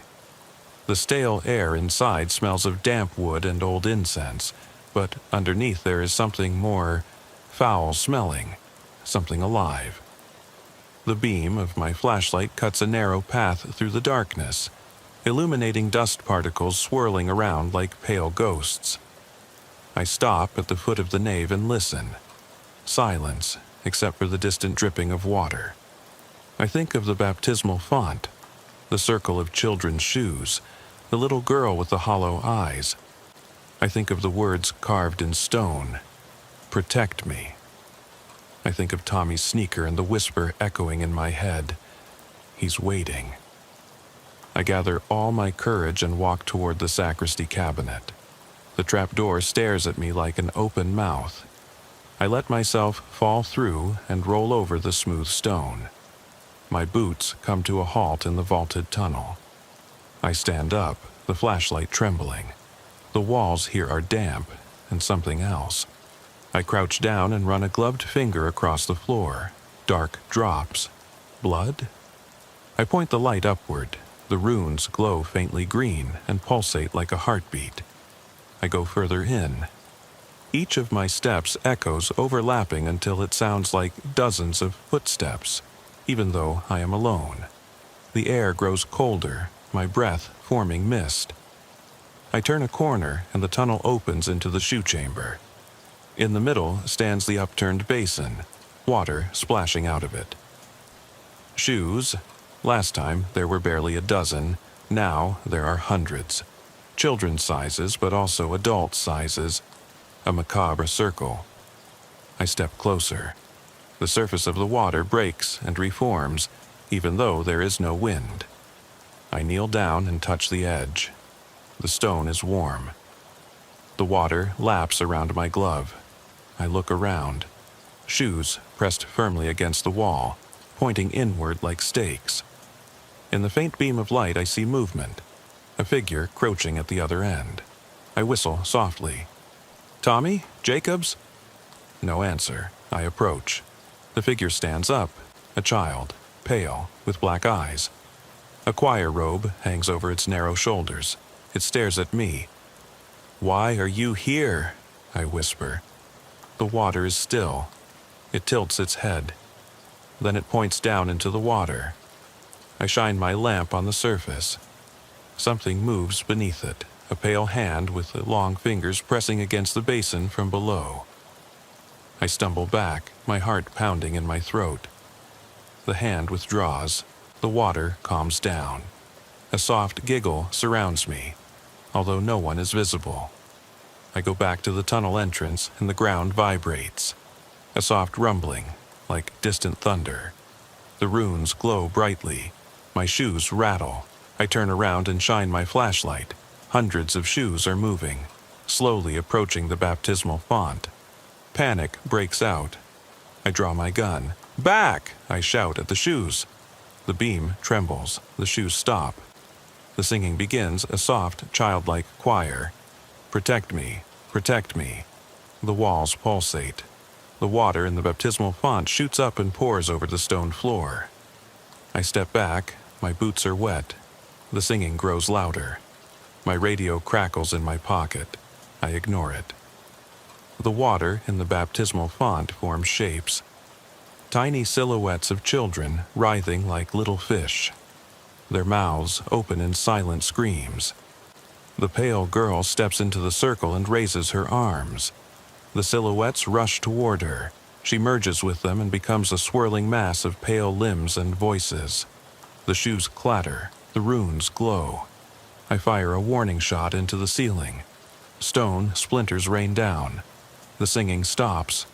The water flows back into the basin. The figures disappear. The girl is gone. The water basin is silent. The shoes lie scattered and lifeless. The runes fade. Silence returns to the tunnel. I stand there trembling. My gun hangs limply. The air smells of ozone and decay. I wipe my gloves on my pants. They're wet. I pick up Tommy's red sneaker, which is lying among dozens of others. I put it in my pocket. I'll pack it later. I go back into the tunnel. The walls hum softly, then fall silent. I reach the sacristy closet. The edge of the trap door is splintered. Lynn must have tried to reinforce it. I slam it shut and brace it with my shoulder. It's quiet upstairs in the church. The windows are boarded up, moonlight streaming through the cracks. I walk to the altar and place a hand on the pew. My legs are shaking.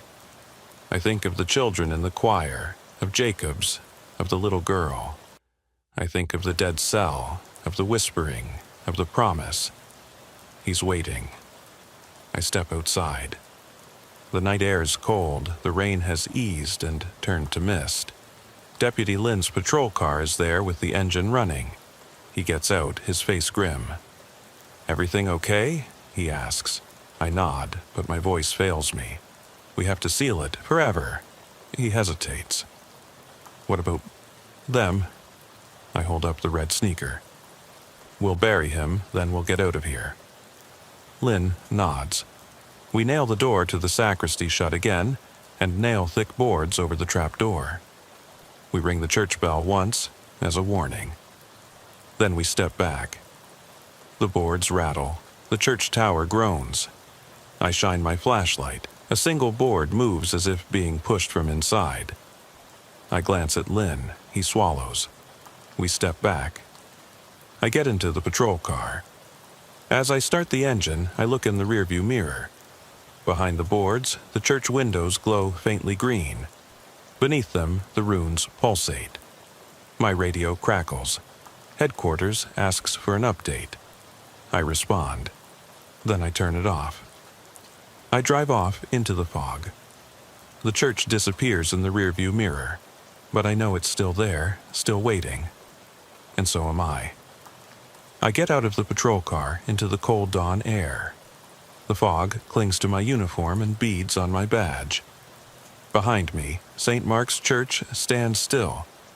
Its boarded-up windows dark, its secrets locked away. At least, so it seems. My gloved sneaker hits my leg as I approach the entrance to the sacristy one last time. The nails I hammered in yesterday are bent outward, as if something had pushed against them from the inside. I press my palm against the wood. It's warm, almost pulsing. My service weapon feels heavier than ever. I pull out my flashlight, pry the boards aside, and slip through. The door hangs in its hinges. I push it open and step into the sacristy. No cupboard door, someone has ripped it out. The trapdoor is open, the wood torn at the edges. I don't hesitate. I drop into the tunnel. The beam of light dances across the damp stone walls. The runes in front of me are dark now, but I can feel their presence. A memory in stone. I move quickly, my boots splashing through the remaining water. I reach the shoe chamber. The baptismal font stands upright, empty. Shoes lie scattered around. I let the beam of light wander. No girl, no outlines, only silence. Relief wells up inside me, then vanishes again. I kneel down and wipe the debris from the edge of the basin. On the underside, barely visible, is engraved "Beyond." A whisper in my ear, "Beyond." I spin around, no one. The tunnel entrance has disappeared. Instead of wood, there is only solid stone. My heart is pounding. I bang against the wall. Lynn, status. My radio is dead. I step back and shine the light on the wall. The runes glow, white hot. The floor shakes. Dozens of pale hands burst out of the walls. Stone fingers break through the mortar and reach for me. Shoes fall over as bodies take shape. Children in choir robes with desperate faces and empty eyes. They drift toward me, their silent mouths opening in silent pleas. I stumble back. The choir forms a circle. Water from the baptismal font seeps through cracks and collects at their feet. The children raise their arms simultaneously. One voice, many voices, echoes, "Protect us, take our place." My gun clicks empty. I drop it. The children reach for me, cold, insubstantial. Their touch sends pain through my limbs. I sink to my knees in the water. The tunnel hums.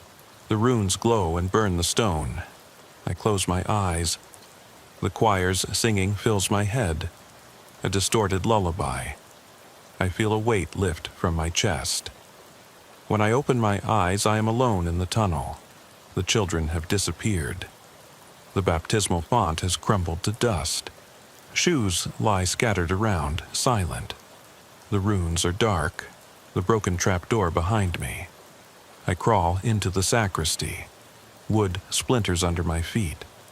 I squeeze through the sacristy door into the nave. The light of dawn filters through the stained glass windows, soft pink and gold. The church looks normal, holy, no trace of last night's horror.